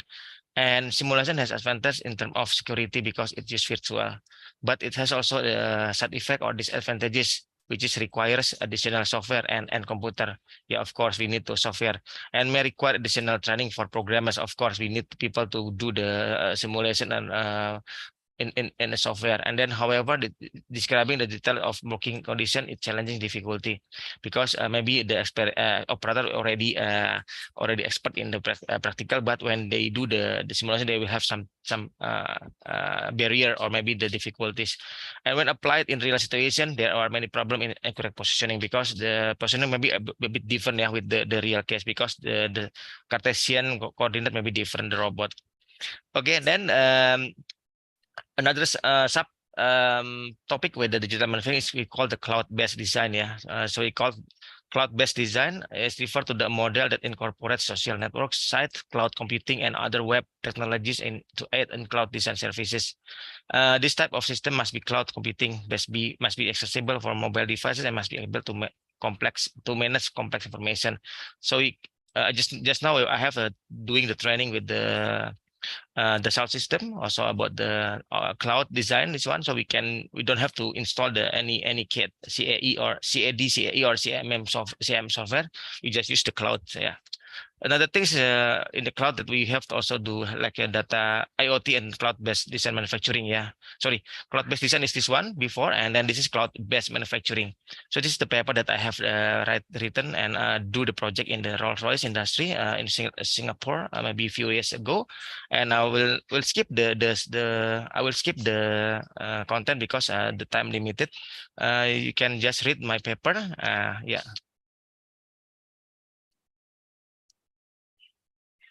Okay, now I move to the digital twin. I think some of the mechanical engineering in particular, maybe also engineering in general, have know about the digital twin. Yeah, I think this is quite famous.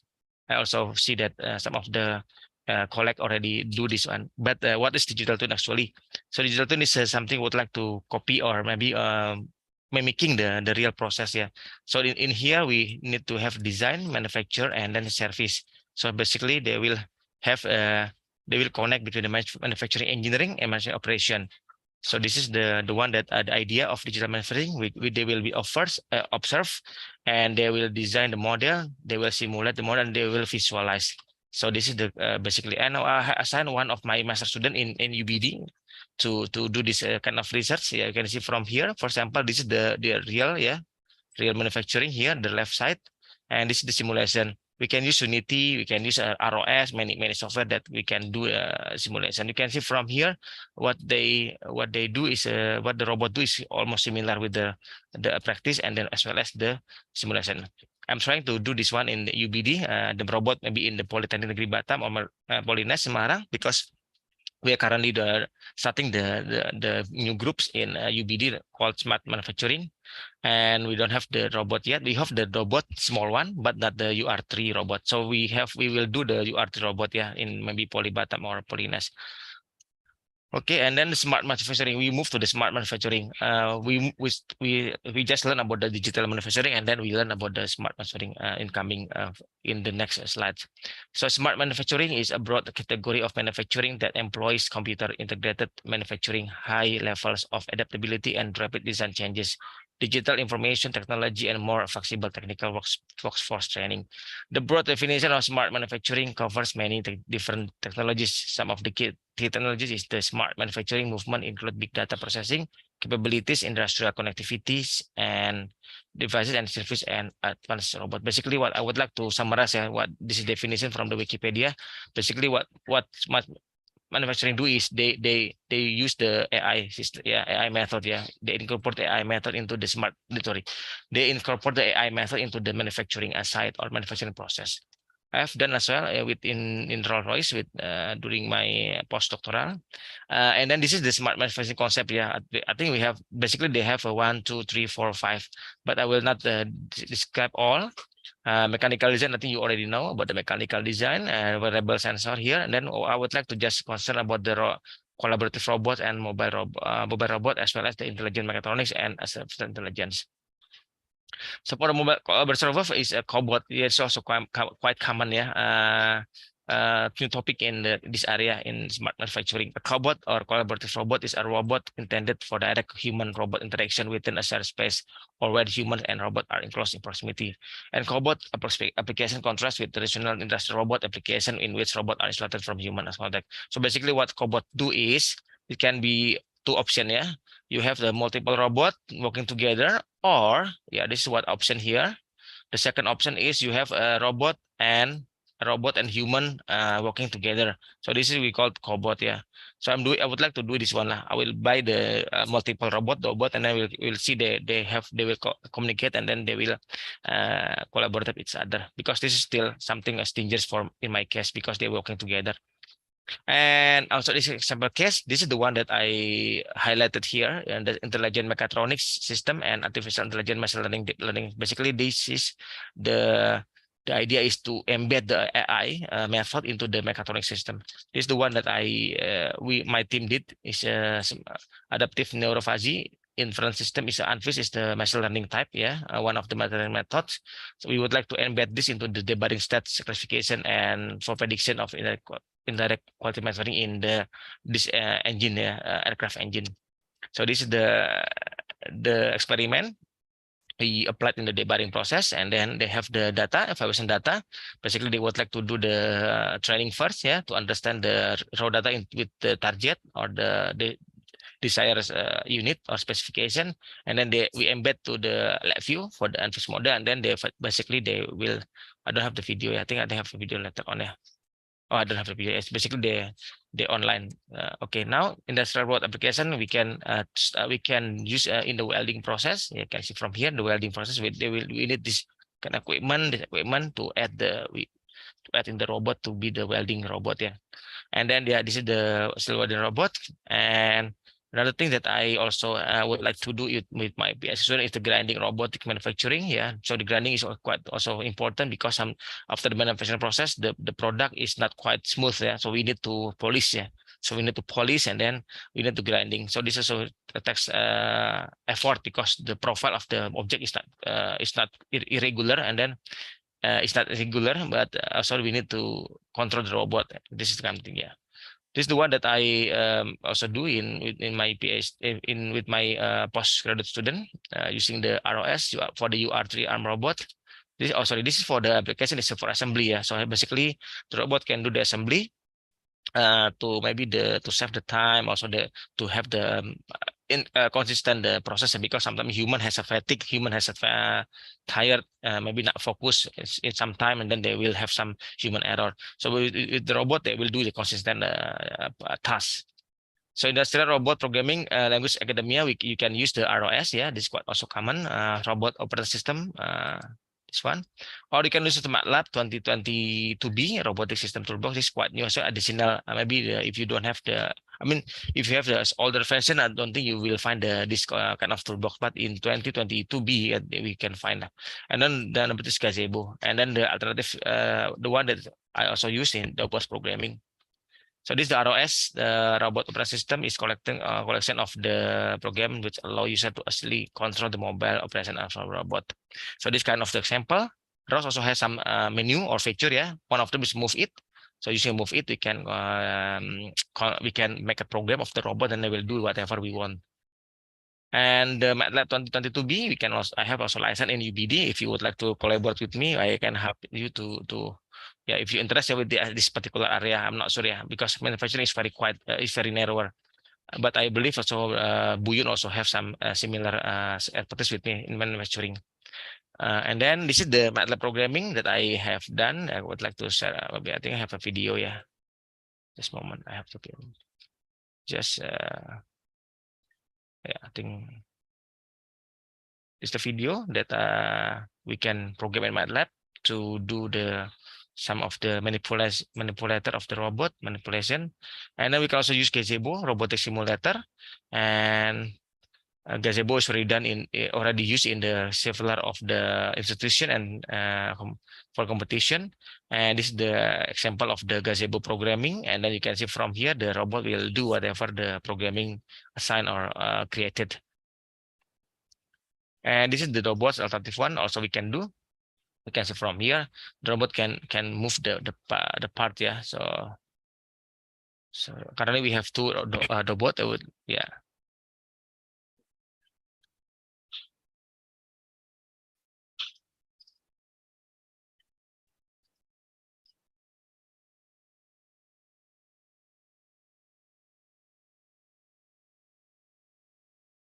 Okay, thank you very much for the attention. And if you will have a question, maybe you can drop an email to my email, and then hopefully I will answer your question. Thank you. Thank you. Thank you so much, Dr. Wahyu Kaisarendra. You're welcome. Yeah. But there is a question dropped in the chat box. I hope that you are willing to answer the question. So the question is from Mr. Raden Hengki Rahmanto about how to manage collaboration between steps of manufacturing process in this 4.0 manufacturing technology. Yeah, I think the question about this will the digital twin. Yeah. So in digital twin, it's basically not only showing the video, but you also have platform. Yeah, basically the platform will have the process between the designer, product process, manufacturing process, and so on. So in the platform, you will connect all together, because you can see from this PPT. If you have still, I'm not sure I can already. Okay, I think I just saw it again. You can see from the PPT, my PPT here. There will be a platform in digital twin. You can use any platform. Yeah. Currently, I would like to use maybe the one that already free one lah. So in here, yeah, not only the video, basically, not only the video. Yeah. So this is the basically this is the platform, something like this. Yeah. So this one here. So basically, we would like to just a moment. I think yeah. So basically, we would like to connect between the product development and manufacturing engineering and also on, yeah, because we need the communication. Currently, maybe they just use a paper-based, yeah, paper-based from product development. They bring the paper-based design to the manufacturing engineering, then they analyze. And if there is some error, they will go back to the product development department. This is takes time as well, actually. But in digital team, we can set up a platform. The platform is any platform. Yeah, you can use LiveView, you can use MATLAB, you can use Visual Basic, you can use any platform. Yeah, basically the software or platform is depends on your expertise. But the idea is how do we connect? Yeah, but how we have to sit together lah. What the product development requirement, what is the manufacturing requirement, and then we set up the platform, user interface, and then they will communicate online. So I think that's the answer. Yeah, hopefully next year I had the usually yeah. Okay, there is a next question, but I'm so sorry that we are limited in time. So maybe Dr. Wahyu Kaisandran, would you please to answer from the chat box about the question is about can manufacturing robot system be applied in small industries and how much investment is needed? So maybe you can answer the question in the chat box. Yeah, yeah. Thank you very much, Dr. Wahyu Yeah, Kaisarendra, for the welcome. nice discussion. I hope that we Thank you, can have welcome. more discussion in the future. Yeah, yeah.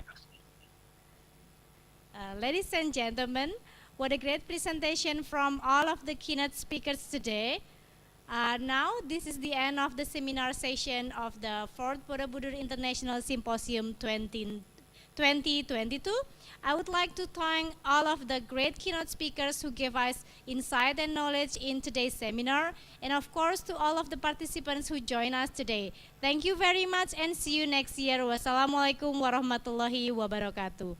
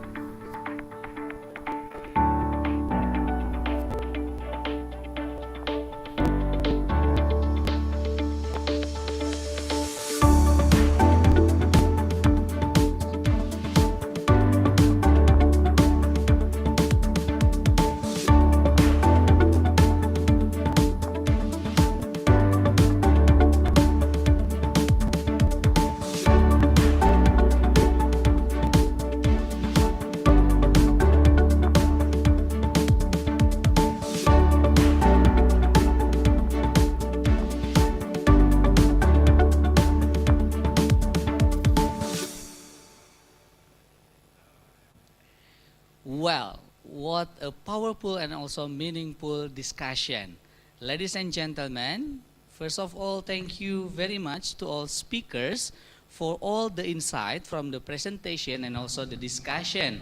And thank you also for addressing this interesting topic. Also thank you, Ms. Fadilah Sandi, for the assistant. And thank you for making this seminar to be more fruitful with your guidance. Distinguished guest participants, ladies and gentlemen, now we arrive at the end of this agenda. After this, we will continue with online Q&A sessions. But first of all, allow me please to announce for this afternoon agenda. First, the discussion will be held through online Q&A forum via conference, and to all participants must log in into the system. We'll have the time from 1 until 3 p.m. with the detail as follows. All participants feel free to select and also to review the available video on many interesting topics. And also you are pleased to give the question about the interesting video you choose. Furthermore, kindly check your system if any available question from other participants, and the question and answer must be documented and filed to the Google form which is provided by the committee. For the detail on the online Q&A forum will be further explained by Bapak Agus Setiawan. Bapak Agus, time is yours. Thank you, Mr. Hari. Good afternoon, ladies and gentlemen. I will give you some information about Q&A forum, and I'm sure that you have got the email about information and guidelines, and so I will simulate the conference or config system of our program with the system. Okay, please, you can see my screen. Wait.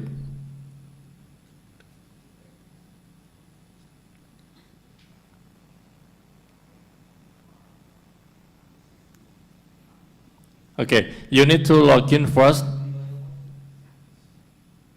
for doing Q&A.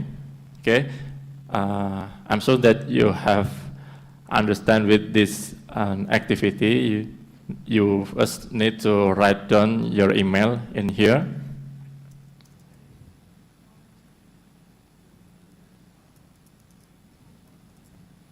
Okay, and then login code you can see in the email.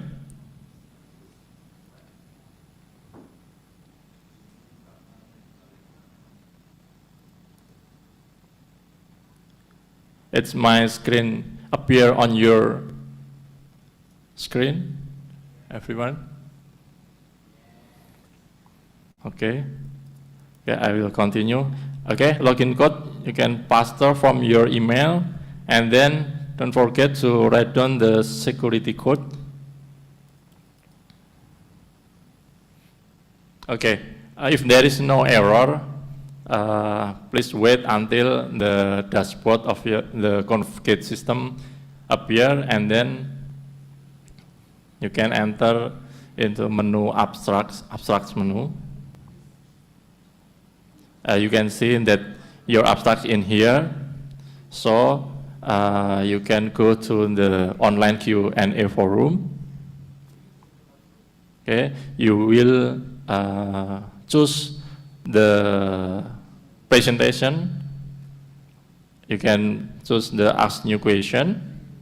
Okay, and you will get the table of content or list of video presentation that the committee will share in the group. Okay, please have a committee. Okay, and if you see the table of content of the video presentation, you can choose what the topic that you want to ask or see, and then you choose, maybe you can choose in page 8, simulate this, and then you can enter into a Q&A forum, this. Yes, and then you can write down your question based on the video that they have presented. Okay, maybe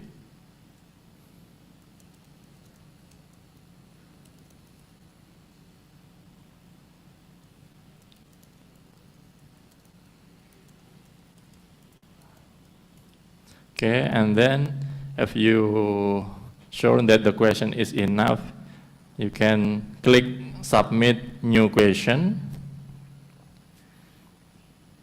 Okay.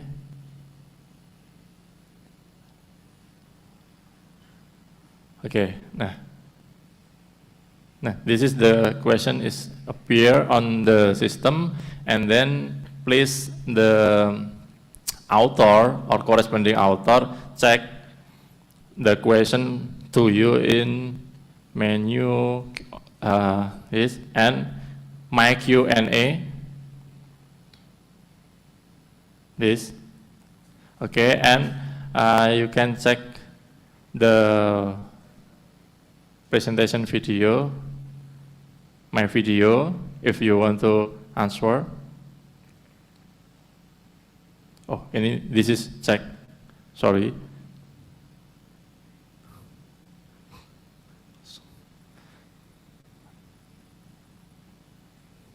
Okay, this is the Q&A forum for all the presenter. So you can see many questions if you want to know, and yeah, you can check. And you need to capture this question. You can use any tool from your Windows or the Mac, and then you can go to the link that given in the guidelines. Okay.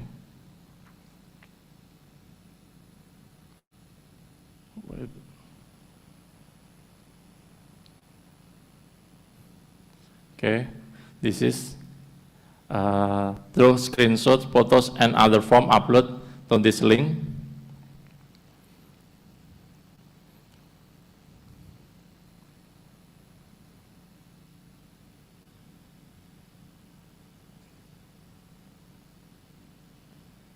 And you need to fulfill this form completely and then submit, and we from the committee will evaluate your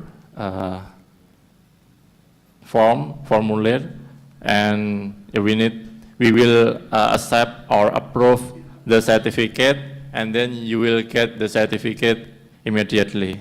And for this information is maximum is 3 days, so this Q&A forum is until 24 December.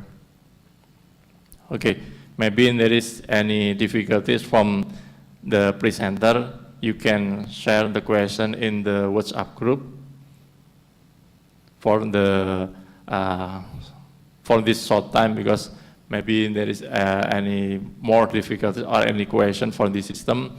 I will assist you to solve maybe there is problems. Okay, this is for me. Thank you, Mr. Hari. Assalamualaikum warahmatullahi wabarakatuh.